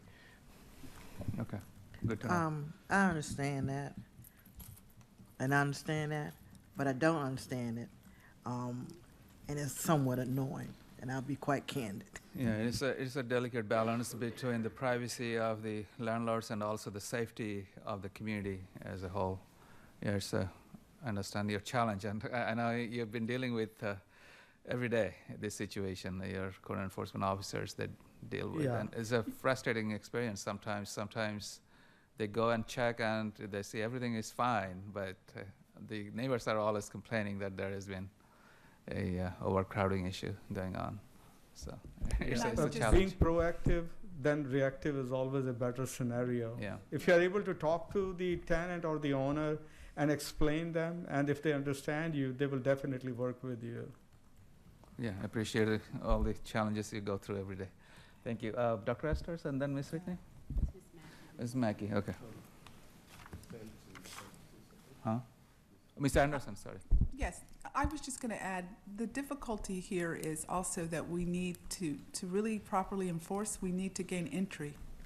Yeah. A lot of times code enforcement can see from the outside what's going on. They And can, that yeah. adds a little difficulty in Yeah. making sure that we can get inside legally. Unless they sit outside of the house the entire day to see how many people are going out, which is not very effective. Ms. Mackey? Yes, thank you. Thank you for bringing this forward. This is a subject that is very, I think that we'll need colleagues, a couple work sessions on this, but one of the things that I did want to mention is that residents do have the right to make a complaint if they believe that their neighbors are illegally renting out a property, and they could do so either by calling code, calling the hotline, using the app. So the code enforcement officers always are saying they can use the extra pair of eyes on the street. It can be done anonymously. So if you have residents, please inform our code enforcement officers, because they need us to help them. One of the things that I just think is, I've just looked at different rental properties, just do say things like they have 8 bedrooms and 4.5 bathrooms, and all the on-street parking that you could want, you know. So I think that when we see landlords advertising things like that, we should have lights that go off, you know, that we need to intervene on something like that. Another thing that I wanted to say is the non-registered rentals. There has to be a way of tackling that. I know that when my colleague and I went out and were campaigning, the last campaign in 2023, we would go to a house that was marked on as being a owner occupied, and it was a rental. And it had multiple people in there. And so there are these kind of things going on in our city. And one of the things that to me sends off lights is when they have so much trash. You know, that one cart doesn't fill up. You know that there's more than 10 people living in a house when they need like three carts for their trash. So those are just things that I think that we need to be mindful of. I don't know what the answer to this problem is. I appreciate the staff bringing this forward, and I look forward to my wonderful colleagues giving ideas about this, but this is a problem that we have, and I know that my mother, she lived next door to it. Like, why do they have 7 cars? You know, or why does the people across the street have 8? So it is something hard for us to tackle, but I think together we can find answers. So those are just some of my suggestions, and I'll yield the floor. Thank you. Thank you. Before we go to Dr. Esters, maybe Ms. Anderson or Mr. Coker, can you talk a little bit about the council options in the packet? You mentioned modify appropriate chapters of the city code to enforce IPMC Code 2021, addition Chapter 4 of residential overcrowding purposes. Can you explain a little bit? One of the things that I was talking to Mr. Kokar about is, you know, to look at what we currently have in our code, to determine where there's been areas of weakness, and then to strengthen our code based on the building code that he referenced, and then to look also at the violation and penalties section, because we need to motivate good behavior. And so if there's not significant sanctions to correct violations, then people will ignore it. So as part of the discussion today, we were going to see some of the concerns that we need to address, and then go back and review the code and strengthen it where needed. Okay, thank you. So there are 2 parts. One could be possible code changes. The other is to kind of restructure the fine schedule, maybe. Thank you. Dr. Esters? Thank you. So this has been an issue in Lakeland and Berwyn, I think all over the city, but I remember when I first started on council, it's been an issue, especially where you have so many people advertising rentals. And I have seen and been shown rentals that will say they have a certain number of bedrooms, certain number of bathrooms in a home. What I was told previously was that there is no control that any one person has over what types of room are in a house. So basically, someone could have 10 bedrooms in a house, and there's no violation because they can have 10 bedrooms in a house. It is about the number of people who are in the home. Well, I used to be a residence hall director, and I used to do health and safety inspections. And during those inspections, going to what Mayor Pro Tem shared earlier, I would always find things when I did those inspections. But it would be based upon me having a notion that something was going on there. So similar to residents actually sharing concerns and things of that nature. And I know that there are other restraints around that and people's privacy. I really understand that. But I think the frustration comes where we have residents who are constantly complaining and feel like nothing can be done, because when you do go and you do prepare for an inspection, people have time to prepare for an inspection. So if you have 8 residents, 3 are told not to be there, or they're told to, adjust what their rooms look like so that when the inspection is done, it is not evident, but then they can come back. So I think, and people, of course, they're not there in the house to see it, but they can see the people who are in their neighborhood all the time and who are really overcrowding a particular home. And I think it is important for people to be able to report it, but I also think that the onus shouldn't be on neighbors to report it necessarily.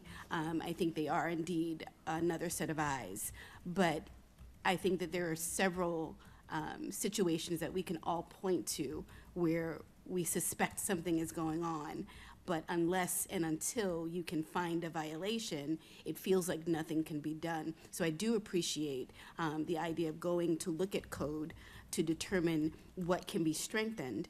I also wonder if with some of these advertisements, where we know that someone is advertising that they have 8 rooms and 4 bedrooms, 8 bedrooms and 4 bathrooms, that we can keep an eye there, and that maybe they are on a specific list that is checked on a consistent basis to ensure that they are either in compliance, or that if they aren't, we can be proactive in what we do with those homes. So thank you. Thank you. That's some good ideas. The 5 unrelated people threshold, that is a county requirements that the city enforces, am I correct?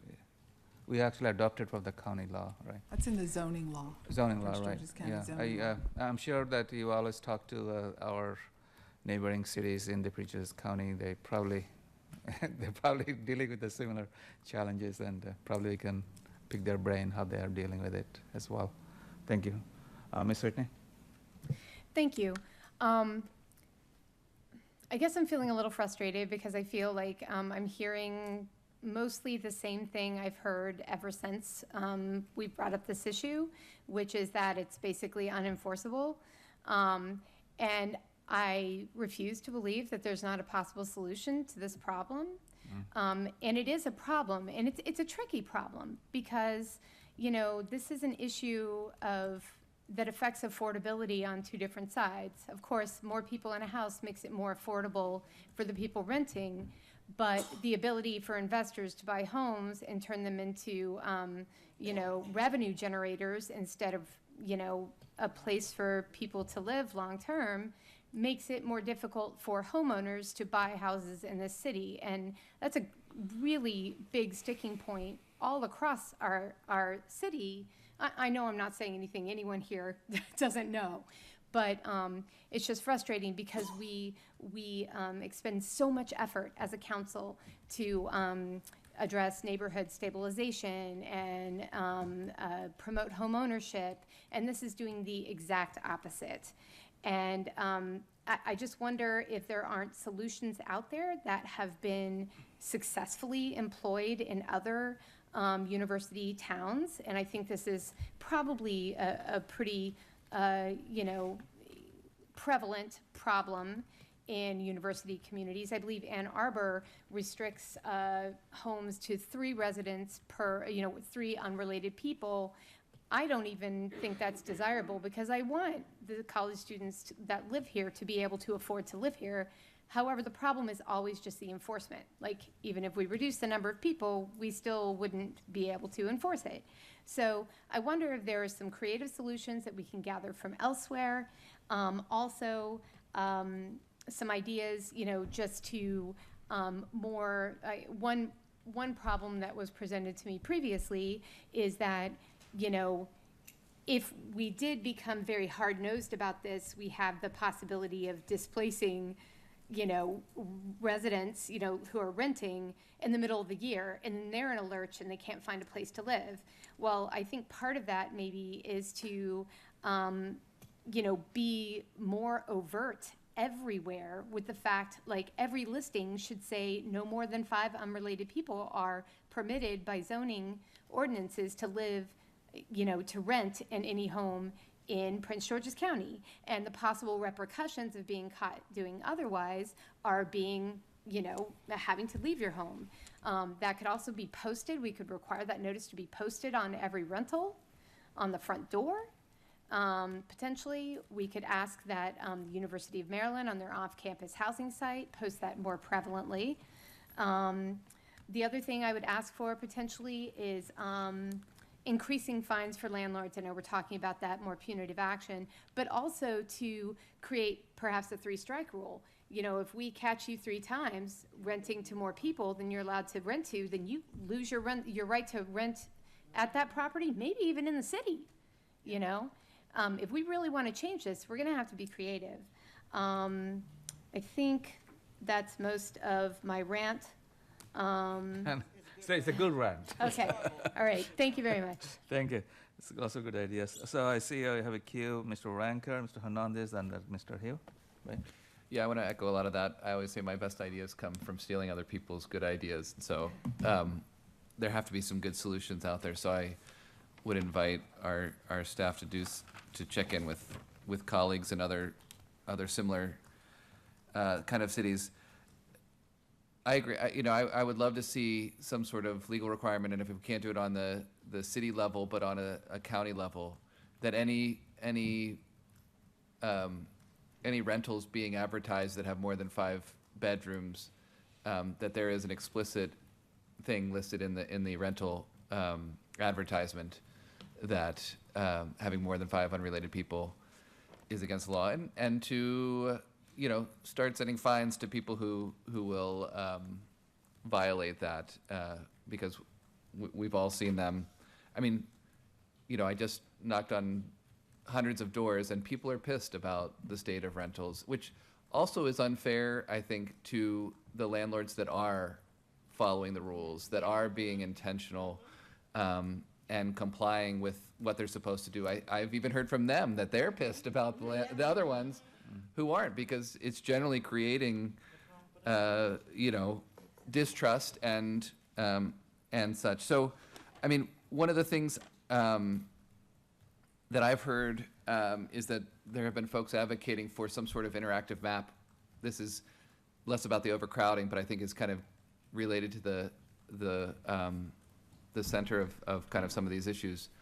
I wanted to ask staff, and we can figure out later on, but I think it'd be really great to have an interactive map where you can see this place is a rental, and that way if you can also see it's not a rental, but we know it is, to see who's following the rules, who's not.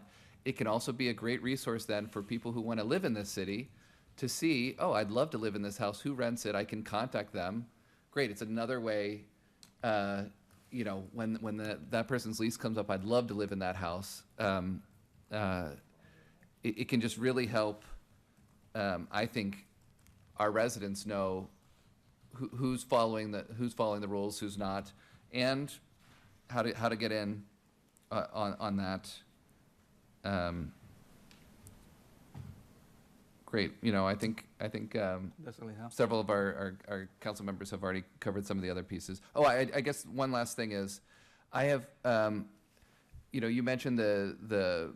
Coker, the trouble sometimes getting landlords to share the people who have signed leases in a property. I've heard it suggested that we could impose some sort of rental cap and even make it 5,000% or something ridiculous that would never actually come into play.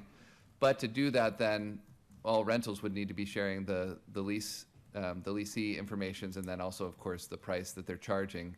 And that way the city would have that information and need it legally.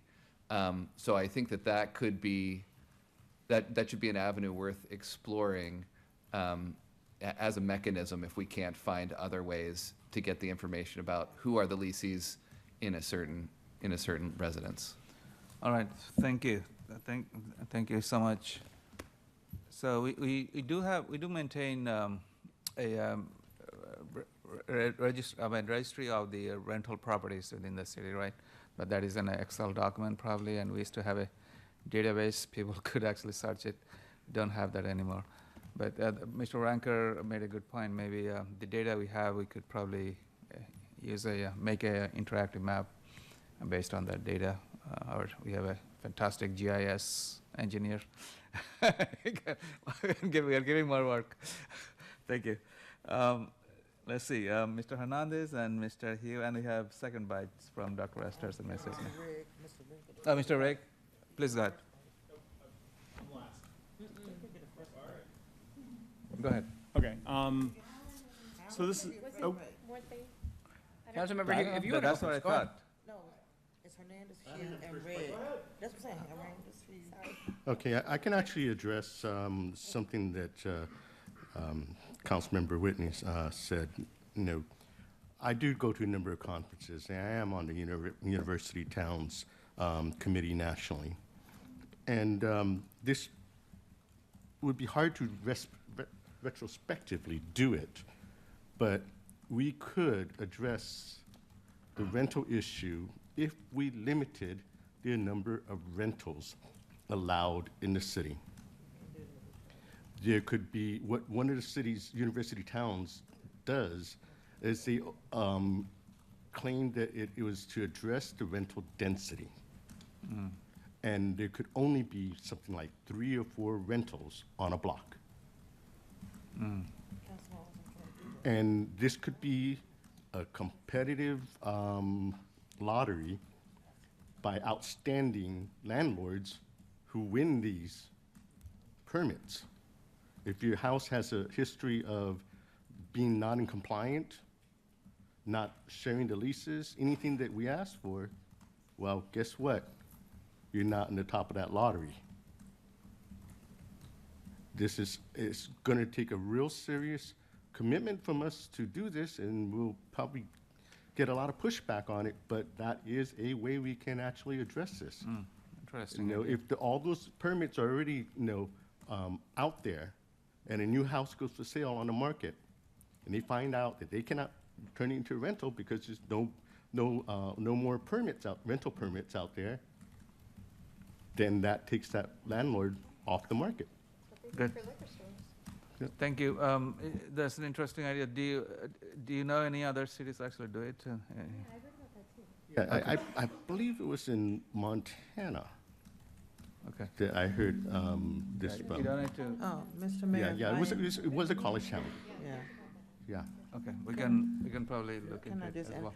Can I just interject that there was some legislation back in 2015 that County Councilmember Olson tried to introduce regarding this, and it did not go through. Because of the pushback from landlords? Correct. Pushback from landlord, pushback from residents. So, and I know that he's been trying to address the situation because he lives here as well, but it has been tried before. I just want to say that. An interesting idea. All right, Mr. Hernandez and then Mr. Rigg. I remember, I think I was consulted by Councilmember Whitney when you were first presenting this idea, and my first immediate thought was just thinking about like my background and how my family lived in. It was definitely more than 5, just growing up, unrelated. It was just 2 different families, and I know that there are families in College Park who have similar experiences. Only way to deal with issues is to face them head on. And there are some property owners, some tenants who absolutely respect all the rules, respect their neighbors, work with their neighbors, and there are no issues. Then there are maybe I would say 4 to 6 properties that are well known to be problem neighbors. It's everything from there's too many people in the home, there's trash overfilling, in the toters. It's almost haphazard conditions for those occupants. One of the big issues that we see in North College Park is the large amount of cars that are usually associated with some of these overcrowded properties. They tend to have the same sort of like attributes. There's like 6 or 7 cars for one house. They have different tags from out of the state, and these properties become issues from for the neighbors. And many of the times, the property owners tend to be out of state. There's obviously some issues where I'd love to target and maybe I not use that word. Love to focus in the resources that we have with the available code that we have.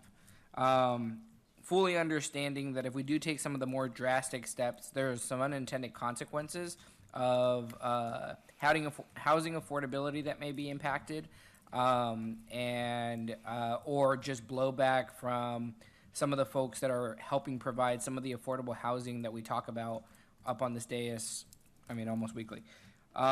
So if there's any way for us to explore, right, the enforcement of the existing code, or coming up with a little bit more creative options that have been presented by this council, I'd be really supportive of it. I think I think I share my colleagues' frustrations is that I could probably tell you the properties. Like I can list off the properties that are a problem, right? I think everyone in their districts can do the same thing. Why is it not? Why can't we do something about those particular properties? I think if we all had 6 or 7, that's 28, 30 properties that we just would have to really focus in on. So I know there's a lot of challenges. I know there's a lot of recommendations that have been made, but I don't want to over emphasize the existing code enforcement and just overdo it. To put it simply. But still, obviously, build relief. Thank you. Mr. Rigg. Thanks, and I just wanted to pull on a few threads, one of which I'm not sure we pulled on in this particular session. I think one of the issues around overcrowding that is painful for residents is the overcrowding of streets with cars too. And especially in our older neighborhoods where they're very narrow lot lines, you find even when there are 5 people in a house, that's 5 cars plus, so each person will get a permit. If it's permit parking, and if it's not permit parking, God help you. But if it's permit parking, every person gets a permit. Plus, there's three visitor permits that are given. So in essence, if you have a house that accommodates 5 people, and there's 5 people plus there's 3 guests at any given point in time, and in many houses in Old Town that is the case. But if it also creates a frank incentive to add more people beyond the 5 to the house, because you can just use those 3 visitor permits as sort of semi-official resident permits. So compounding that, I think, is also the city's willingness to tolerate, and I think I'm making too fine a point on it because it's not illegal, but essentially graveling over lots and turning them into parking lots, which is something that we've seen at a lot of houses in Old Town and Calvert Hills, to accommodate all 8 of those cars, or more of those cars. So I've long thought that if we were interested in digging into this, at least in the permit parking restricted areas of our city, we could think about a policy that would reduce the number of permits that were given per home. And or reduce the availability of visitor permits or restrict it in some way. Perhaps we would make visitors register by license plate for a period of time, so we would know whether there's a pattern of daily permit use by the same house. These would come with pushback from residents of all stripes, including our long-term residents and student residents alike. It would be unpopular, and I would predict we won't do it for that reason.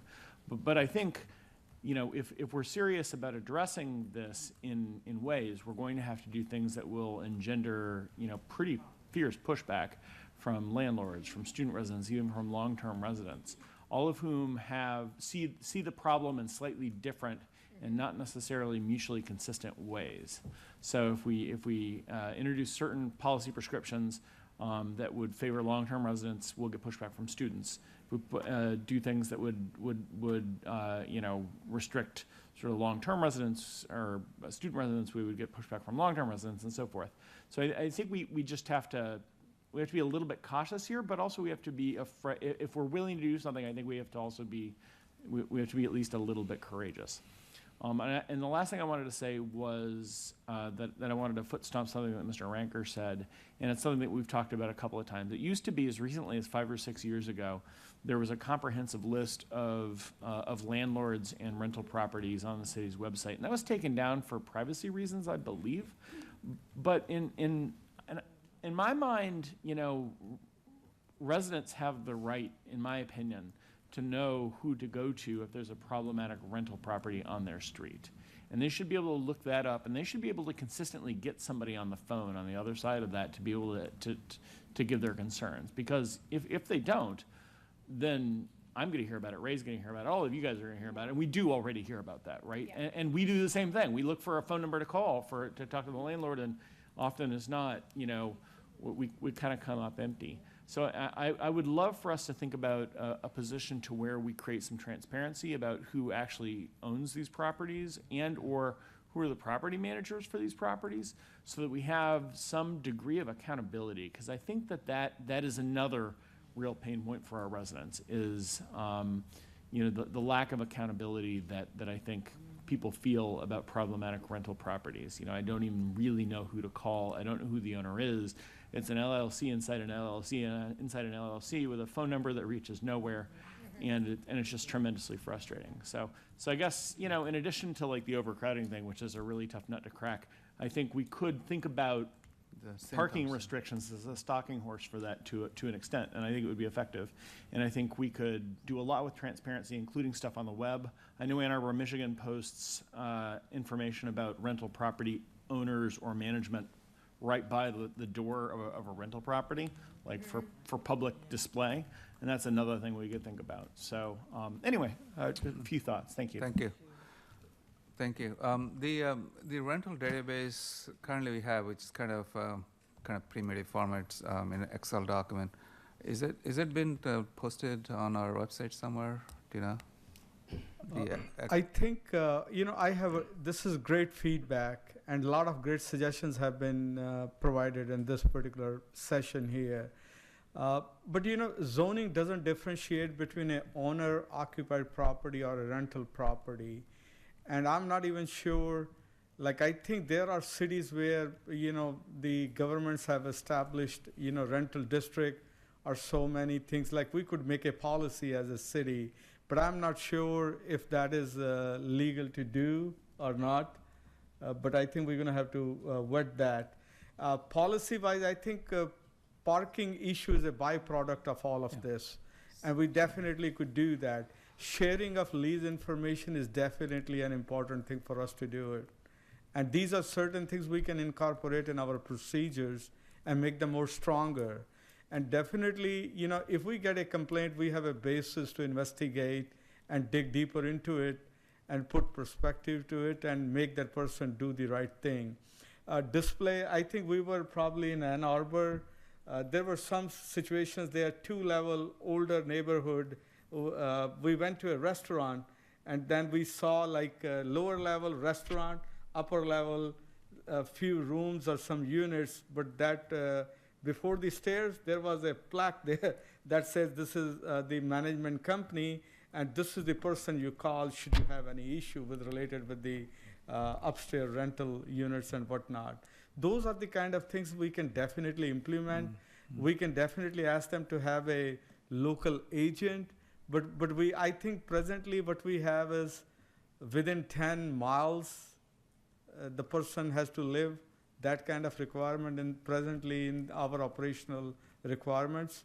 But we can make them tighter and things like that.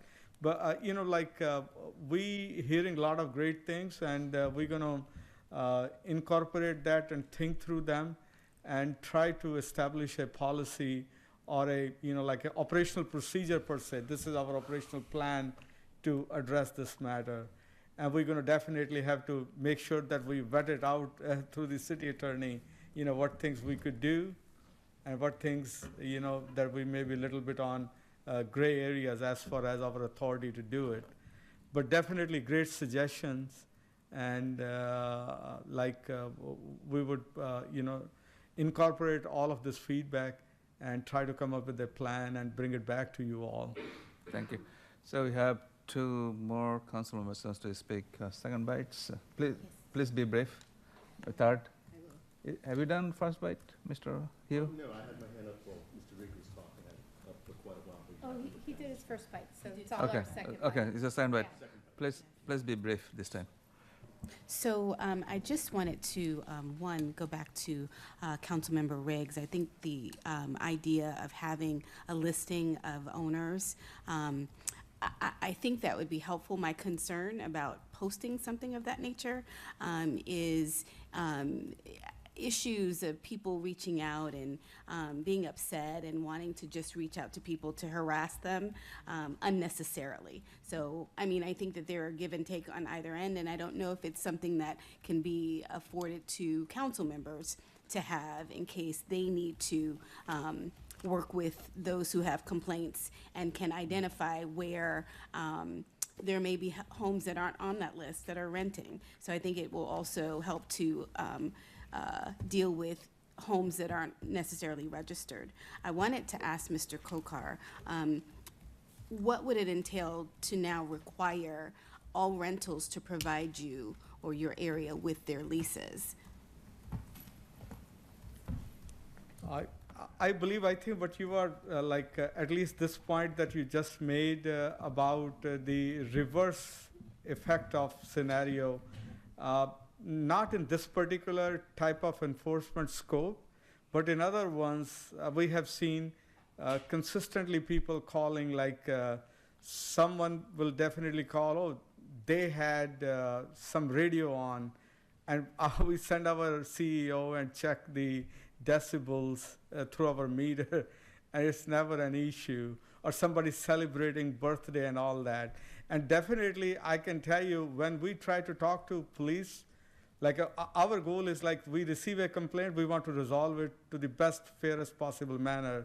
But a lot of time, the contract police officer will tell us, Jitendra, this is like getting overboard. I've been there twice. I don't want to go there third time. So those are the kind of challenges that we have.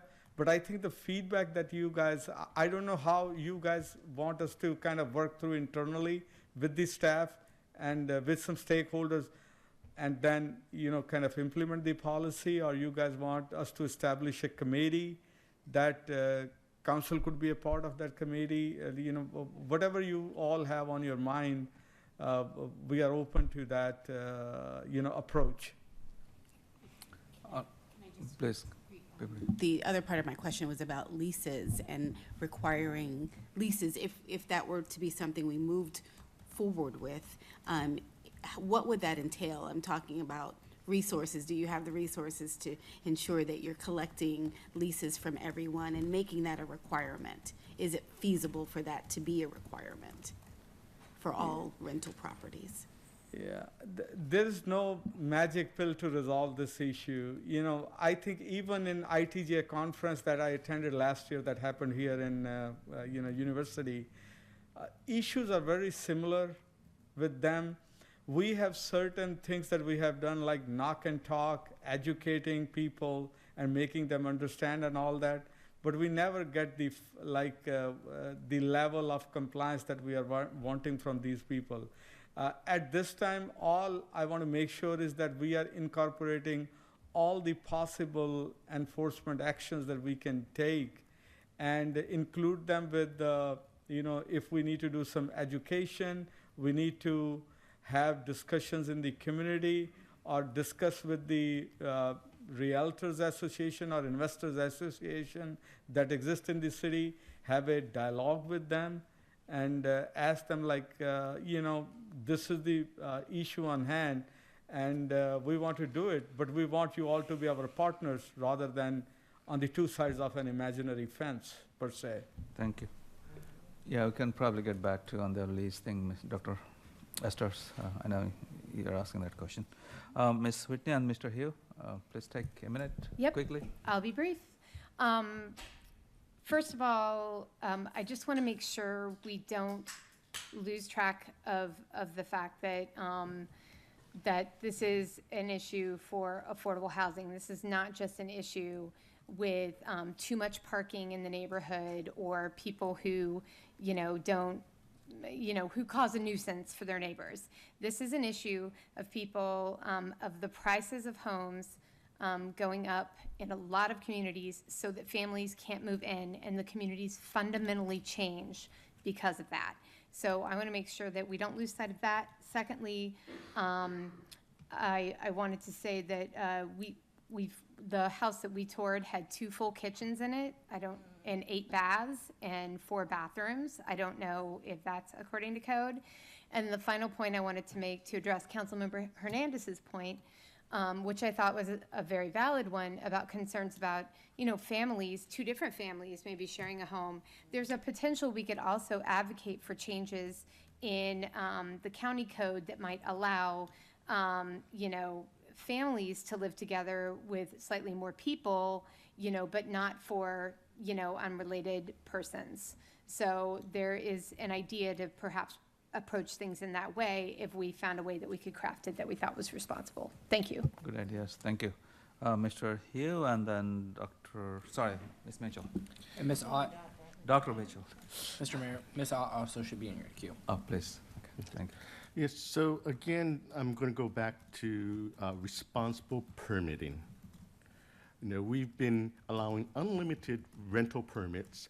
We have been allowing unlimited vehicle permits. If a street only has 19 parking spaces and we issue 28 parking passes, we're creating a problem of our own. So we need to look at our permitting in a logical way that makes sense. And we're playing a catch-up game now. We have to do this retrospectively. But if we're going to be able to address this, we need to do some responsible permitting. I like your phrase, responsibly. and that would be tricky because, as Mr. Orrego was telling, there'll be pushback from all different stakeholders, and we need to be careful. But we can probably come to a point that everyone can be happy. Ms. Ott, can I get back to you after Ms. Mitchell? Oh, please, God. Thanks for your patience. I know that parking is a different issue, but to go back to affordable housing in College Park, residential overoccupancy is a large issue in College Park, but students also rely on the affordability of housing because there's not enough on-campus housing, and they're not going to build more on-campus housing for students.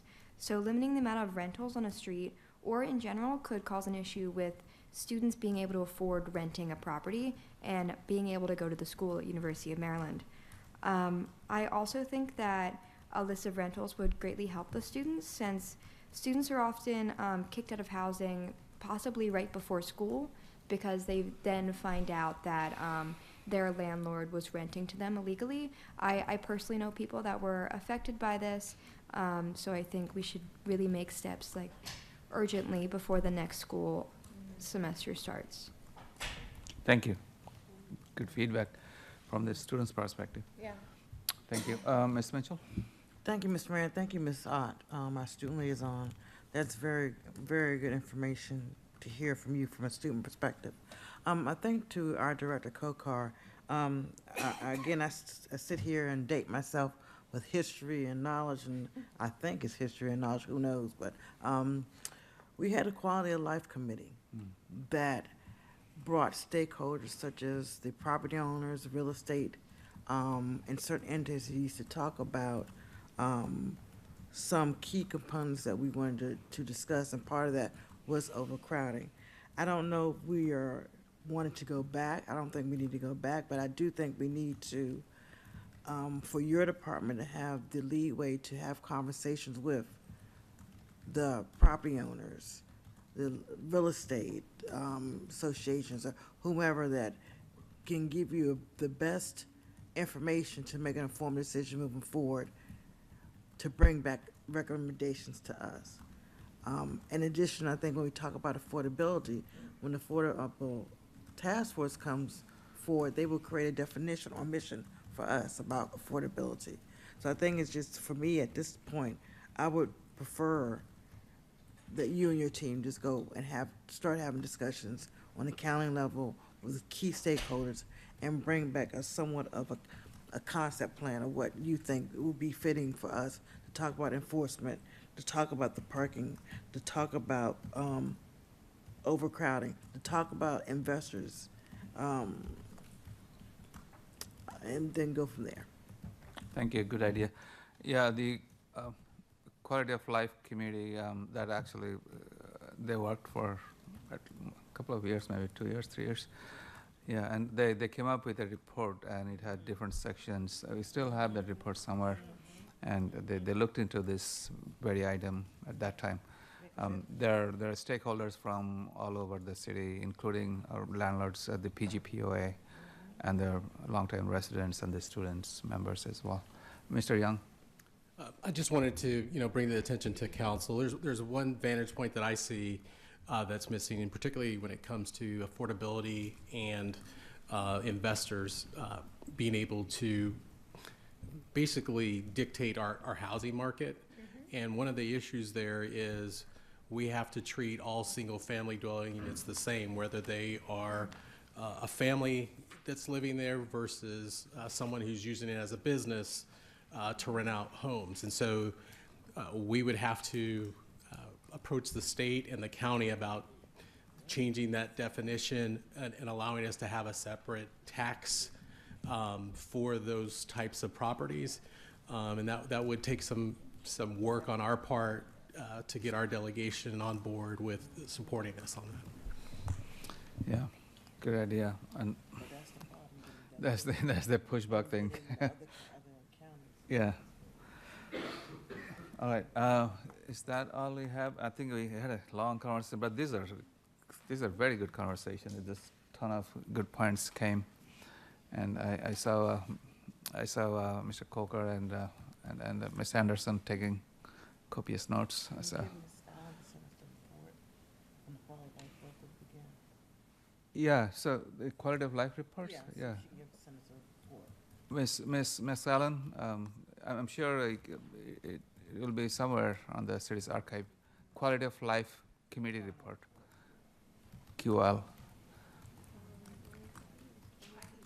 Yeah. I can get a copy, yes. Yeah, absolutely. It should be somewhere. Thank you. Any final thoughts, Ms. Anderson? I think I know you have lots of ideas. You heard from the council. So I'm sure we'll be having at least one more work session with some of the ideas, maybe two. It is a good topic to have a conversation, and I'm sure you'll be reaching out to other jurisdictions that the similar challenges having, including the ITGA college towns, and the Prince George's County other towns that are having similar problems. Sure. Ms. Coker, final thoughts? Yeah, well, we will definitely do that. And I think we will make another fresh attempt just to talk to a few college towns and try to see if there is a best practice that is kind of successful. Yeah, we don't need to reinvent the wheel if there is something working, not too controversial. Thank you. I know it's a lot of work. I appreciate your patience and hard work. Keep up the good work. All right. I think that was the major work session item. The other two we have shouldn't go too long. Mr. Gardiner, please go ahead with the legislative review. I know we had the crossover. Now tell us where's the latest drama. All right, good evening. This time next week, the session will be over in Annapolis, so we're coming to the end. The state budget hasn't passed yet. It's a little bit behind.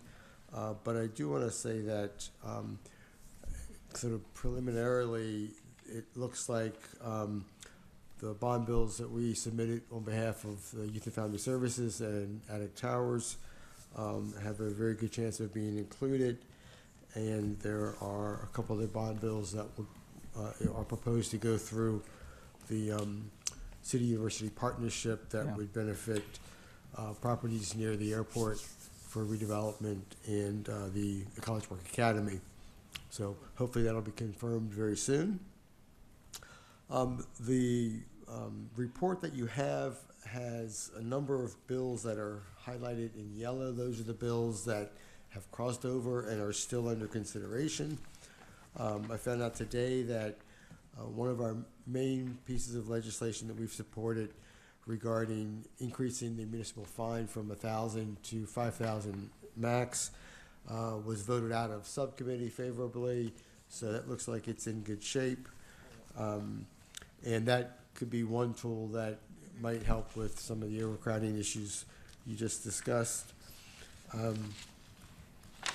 Let's see, a couple other items to note. One of the governor's major pieces of legislation is the Housing for Jobs Act.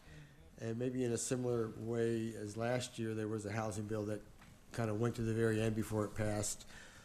This bill has been watered down quite a bit, and the amendments are changing it to more of a study and commission and a report than some of the measures that the governor was initially hoping counties would adopt for expanding affordable housing. Unfortunately, I think we discussed this last week, one of our other bills that we supported related to vehicles stopping in the bike lane passed the House in such a way that it actually authorized or permitted 30-minute deliveries to block bike lanes.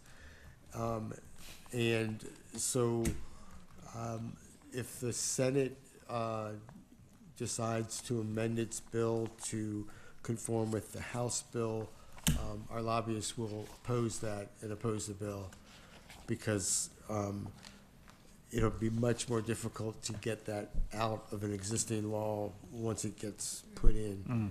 So hopefully that either will go back to the House in the original version or it will die. And let's see. Those were the main updates I wanted to let you know. Happy to answer any questions. Thank you. We're excited about a couple of achievements related to College Park, the investments and the CIP projects. They're especially the help from the CP Cup, with their initiatives. I think we'll be getting quite a few fundings, including the College Park airports, the stormwater management work, which will allow us to build a bridge, right, in the future, hopefully. Yeah, it'll be nice if we could, once the budget is approved, if we could compile all the different achievements College Park got and then make a press release or something to celebrate all the work, including the Route 1 thing that that's our top priority. That'd be nice. Thank you. Ms. Whitney? Could you briefly sketch what those bond bills are? Those weren't in the packet, and I wasn't aware of them. Right, so the city requested 2 bond bills, one for landscaping and garden for the Youth and Family Services I do property. remember that one, okay. Right, and the other was for Attic Towers redevelopment. I believe the amount was $350,000 for Attic Towers and $250 or $275 for Youth and Family Services. And then the draft bond bills that I hope are in the budget, I think are going to be in the budget, related to development near the College Park Airport. I believe that will go to the partnership for use for properties nearby. I believe those are to help cover the cost of some of the stormwater requirements of the aviation landing project, and I believe possibly the tennis center project, both facing expensive stormwater requirements in order to develop. And the other bill was, the other bond bill that I saw mentioned that was related to College Park was for the College Park Academy. It was, I think, generally for facility improvements. Good. Thank you. Yeah, please make a list of the dollar figures in it so that we can sum them up and then say you have a $10 million got from this session. Something like that. I think last year we did a little press release on some of that. Yeah, But absolutely. Thank you. a little early right now, but we're hopeful. Good. Ms. Mitchell? Thank you, Mr. Mayor. My question is not related to the bills, but is related just overall in regards to, one, the governor's budget. How does that look in regards to, respective to municipalities? Is there gonna be any type of trickle-down effect that we need to be concerned about? And then number two, with the county budget, there was, in the initial proposal from the interim county executive, the Calvert Hills project was put in there as a item of consideration. Don't know, is it still gonna be considered? Do we know with them saying they have a $79 million deficit? Are we certain that that's gonna still come to fruition? There's lots of drama, actually, you saw in the news.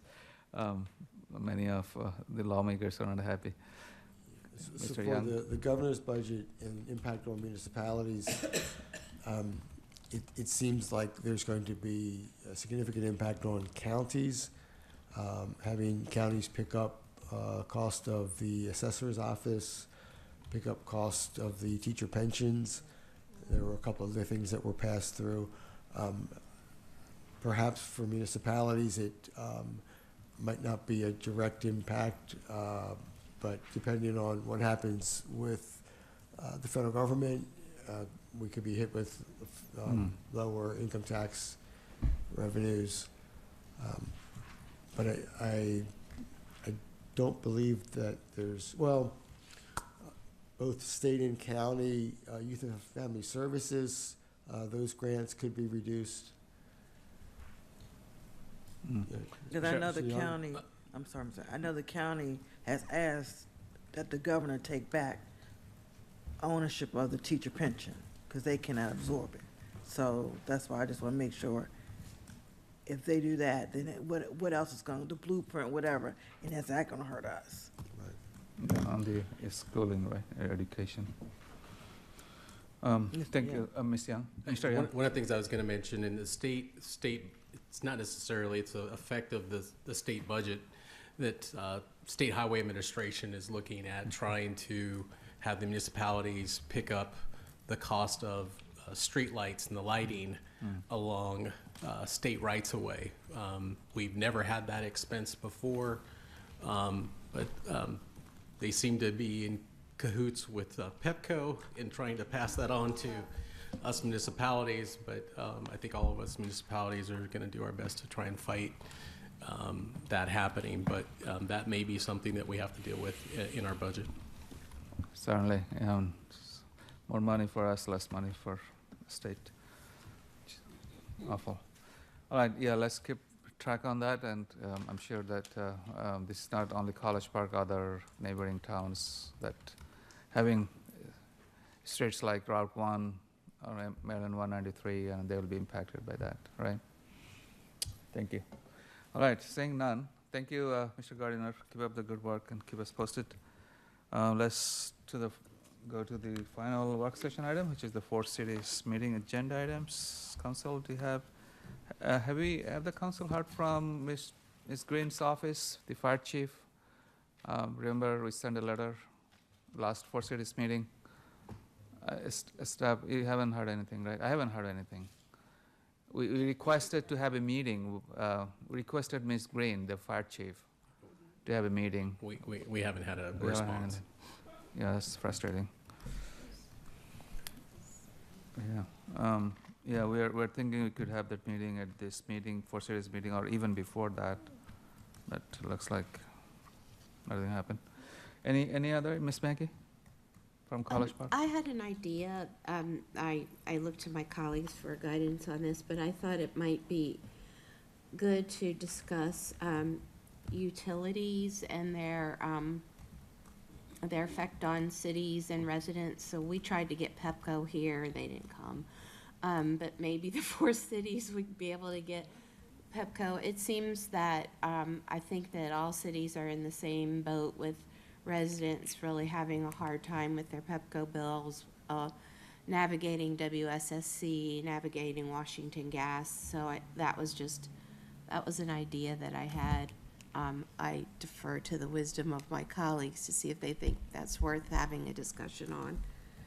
And then another idea I had, and this might be too hard to do so quickly, is having the director of the environment talk to the 4 cities about a composting in North County, because it's kind of defeating to try to be composting and driving all the way down to you know, you're expending a lot of gasoline and to go down there. And I've had, I think Councilmember Whitney and I were on a field trip with the director of the environment, and she was talking about composting in North County.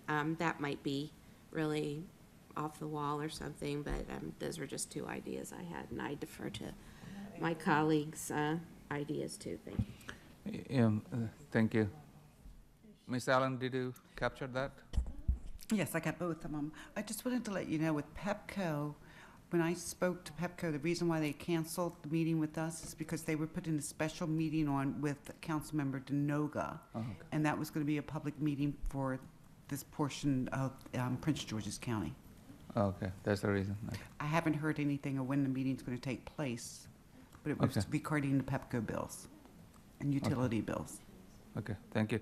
One item, I'm sure the other member cities will be adding that as well, about the impact of executive orders and the impact on our federal workforce, and what the member cities are doing to address it. Any other ideas for cities meeting? Maybe we can have one more. We don't want to put too many. Huh? We already have 2, yeah. And also, my colleague just informed me that who I thought was the director of the environment is no longer the director of the environment, so it might not be, might not be a good thing to try to do right now, but I hope that maybe sometime in the future we can do that. Thank you to my colleague for telling me that. I didn't know. Okay. All right, so. Mayor? Yes, I also want to let you know that the meeting was originally scheduled for April 24th. Late Friday, Greenbelt has asked that the meeting be changed to May 1. May 1st. Do you have a conflict? Lakeland ceremony starts at 6 o'clock, isn't it? This meeting starts at 7? 7:30? I believe it starts at 7:30, dinner at 7. We could probably do more. I know it'll be a stretch, but. And this meeting will be virtual, a hybrid meeting. Oh, okay, we can join virtually. And on this? For future agenda items, I missed a question, but if I had a question for the city manager, when can I do that? You want to add an item to the agenda? No, I just have a question instead. Okay, sorry. Oh, next, yeah, it's coming. All right. May 1st is fine, looks like from our end, and then we need to do, especially it's a virtual meeting, a hybrid meeting. All right. I would also love to invite the members of the 4 cities to that event. Certainly. Bernhardt should be coming. Yeah, because they were part of it. All right, so that's all we have, maybe 2 items, right? So, hold on, for clarity purposes, what are the 2 items in number 2? Are most of us okay with the May 1st date? I just want to make sure, some people are just quiet and not saying anything, I just want to make sure people. May 1st? Yeah, May 1st, since the city of Greenbelt is when it should change to May 1st. District 2 looks like it's okay, right? Yeah, it's fine, we'll make it work. Yeah, yeah, I checked with them. And I pulled off my second suggestion. So, Ms. Allen, how many, you have 2, right? What are they? Pepco Utilities, impact of federal workers, and then I'm going to talk to the 4 cities about regarding fire department. Okay, right. That's good enough. I mean, we don't want to put too many. When I said Pepco, if we can't get Pepco, at least Washington Gas and WSSC, so. Utilities. Utilities. If I may, real quick, I really love that suggestion, and I think it's especially appropriate right now when we have a lot of people losing their jobs. I think a deep familiarity with supports that are out there for, being able to pay your electric bill will be really important right now. So thank you, Councilmember Mackey, for bringing that up. Certainly. Thank you. So that's all we have. All right, let's go to the number 15, request for status of the future agenda item. I saw one request came online. Is that Jacob Hernandez? Who was the one who submitted? Mr. Ray, okay, I'm sorry. Yeah, so in conversation with Ms. Ott, Ms. Ott has sent a number, has sent a number of us an email requesting that we reach out on one-on-one basis with local student housing complexes to suggest that they put up flyers or signs telling student residents how best to access mental health services. And, gamely, I've tried to do that and have met with not a whole lot of response. So I'm thinking maybe a different strategy would be for the council to speak as a body and to send just a letter to them pointing to those resources and recommending that they put them up, rather than sort of doing this, whack-a-mole approach of going one by one. So that's the nature of the proposal. I would propose that we just put a letter, do it on consent agenda next week, and call it, and we'd be able to get it out. All right. Is there any second? Second. All right, all in favor, say aye. Aye. Any opposed and abstention? So we should be sending the letter. Can a staff put together the draft? Any question? No, we can definitely encourage posting to our properties within College Park that would be applicable. Particularly, I know we've talked about the Care Solace and utilizing that digital print, and that actually is where we're getting most of our hits anyway.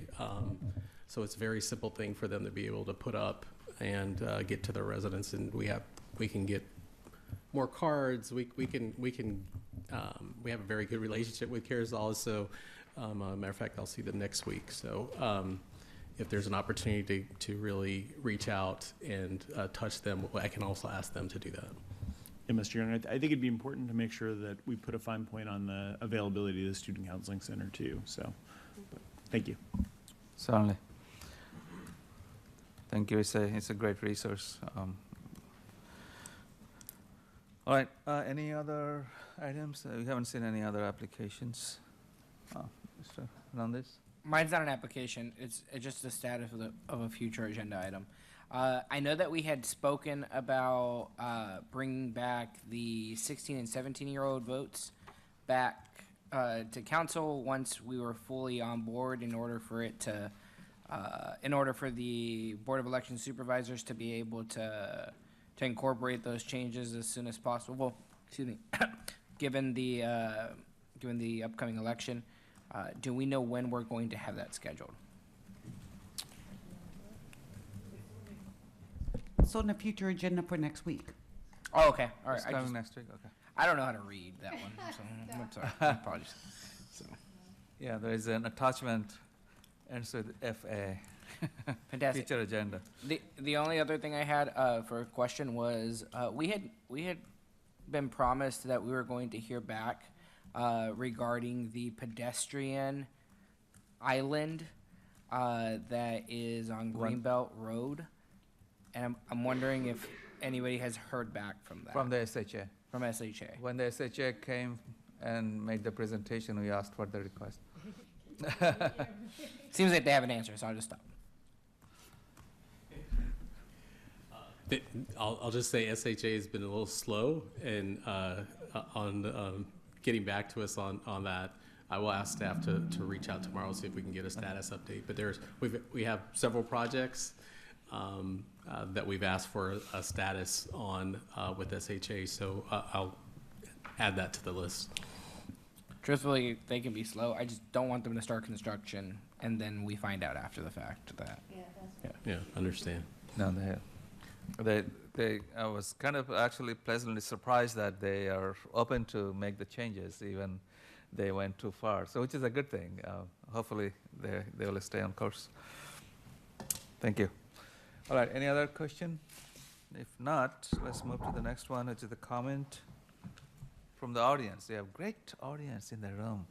You have 3 minutes. 3 minutes. Yeah, please come forward, state your name. Thanks for your patience. And if you're a resident of College Park, proceed with the testimony or your comments. Yes, I'm Connor Johnson. I'm a resident of District 1, College Park. I actually just wanted to speak sort of favorably about, you were talking earlier when, is particularly in terms of like the residents over occupancy, and I think having sort of rent data or renters data sort of at a municipal level is really important. I've been doing research into sort of Purple Line and seeing comparisons between like availability of data in Montgomery County and Prince George's County is really stark. And I think that College Park really working towards getting that sort of data available is really important, not only from sort of a municipal policy standpoint, but also from a research standpoint, because it gives us, the information we need to make informed decisions. Fantastic. Thank you. Thank you. Thank you. I appreciate it. And thank you for all the work you do. That's your passion. It's hard to find people like you. Anyone else wants to speak, please come forward. State your name one more time for the record, and if you're a resident of College Park. My name is William Sullivan, resident of College Park. I wanted to speak about the over-occupancy. So again, as you know, as being a house director, I have had many students enter in to become residents in College Park.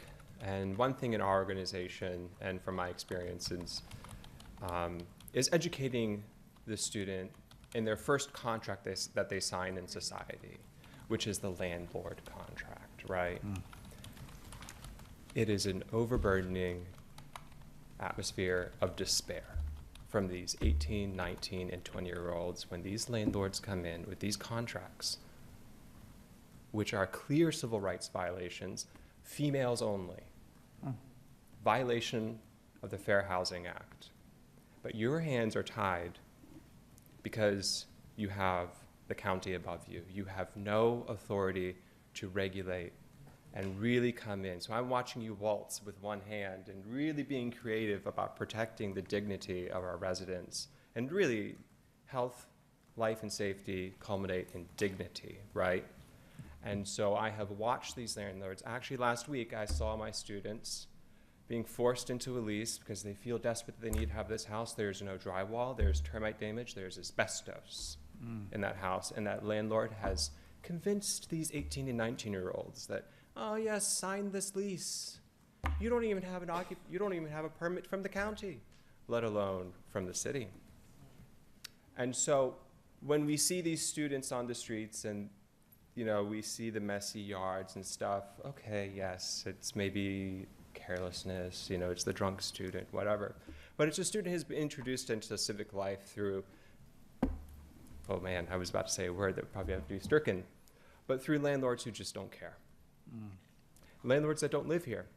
When I was working in the city hall, I went through the property records all the way back to the colonial era for 300 properties, figuring out who was the owners and, for the Lakeland Historical Project, okay? And from the pandemic, in certain areas, it was over 50% increase in out-of-county and over 30% increase of out-of-state ownership. To the point of affordability. Over-occupancy doesn't improve affordability. It actually ruins it. Some of my students pay over 200% now per square foot. You can't look at it as the product class, rental. I look at it as square footage, the bedroom allotment, that corner that they get, over 200% of what people pay downtown. So it's not affordable to over-occupy your units. And then the inspections. I have students come back, oh, can I hide here for the night? I have an inspection tomorrow. if we don't pass, that fine is going to get passed to me. That's illegal. You can't pass through fines because you mismanaged your property to your students. And these are all things that I don't think they're talking about in Upper Marlboro, but you're talking about them here. So I think this could be a case A or Exhibit A or Exhibit B for your case to the state becoming more independent. Thank you. Thank you so much. Good points. Thank you for sharing. Anyone else wants to speak? And I see a virtual hand, Mr. Hussain. Can we allow him to come? Please state your name. If you're a resident, and you have 3 minutes. Thank you Max. for the opportunity. I appreciate the chance every time I get, because it gets us closer to implementing the Advanced Technology Acceleration Initiative with University of Maryland College Park Research Centers. And I just wanted to provide a current update with respect to the dynamical system implementation, specifications and standards initiative that we are pursuing with students. They range from high school to University of Maryland, College Park, and other universities to implement changes in technologies, and also how to transform the information, the download part, the extraction, and the upload. There are many variables involved, and these specifications and standards methodologies proving itself to be very useful and effective, and that is the basis for the transformative economic efficiency that has been projected and also realized in several initiatives recently from the time the pandemic started. The new part of the initiative is that we'll have a large research and development organization look at it quickly and suggest any changes or the utilization of the methodology, and that will allow us to proceed further with the bill's development. And somebody asked me how long I've been informing stakeholders, and College Park is one of the stakeholders that I've been providing information. So it's all been very useful, this time that I get to update and also see the progress with respect to the students taking part directly. And I find they absorb the materials very quickly. Within 30 minutes, they're ready to apply it to their entrepreneurial experience and also studies. So we'd like to include it in their curriculum. And once that takes place, I'll be able to propose a few things that can help College Park directly. Thank you. Appreciate it. I do not see any other virtual hands, and I don't think anyone in the room wants to speak. Motion to adjourn? There's one item left. Unless we all pass, since it's number 17, comments from the Mayor Council. Mr. Reg, you gonna pass? Mr. Ranker? I'm going to pass. Okay, Ms. Mackey? I'll pass. I'm not Don't. gonna pass, because I passed the first, but I just want to say thank you to Prime Time and Mr. Williams. The restaurant was really, really great. The service, it's gonna be another great amenity to College Park. Thank you. I will pass, even though I could talk a few things. Ms. Erdney? Pass. Dr. Esters? Pass. Mr. Hugh? Yes, just wanted to say that the month of April kind of marks the movement of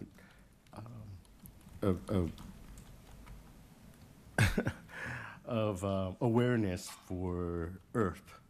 We have Earth Day coming up in a couple weeks, and also it is the month of NOMO April, which is also an environmental movement that starts the conversations of what you can be doing to support the pollinators in your community.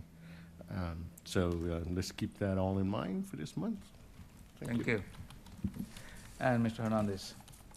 Yeah, before council today, I had the opportunity, the honor truly, to attend CP Cup's unveiling of The Last Goldfish. It's this fun little mural that you can actually see right from our city manager's office.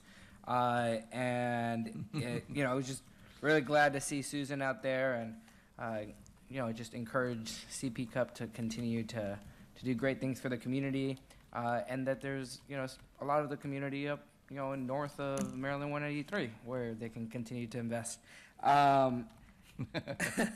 Earlier in the week was a really significant day for a lot of members of District 1 community. It was Eid al-Fitr, and it marks the end of the Ramadan period.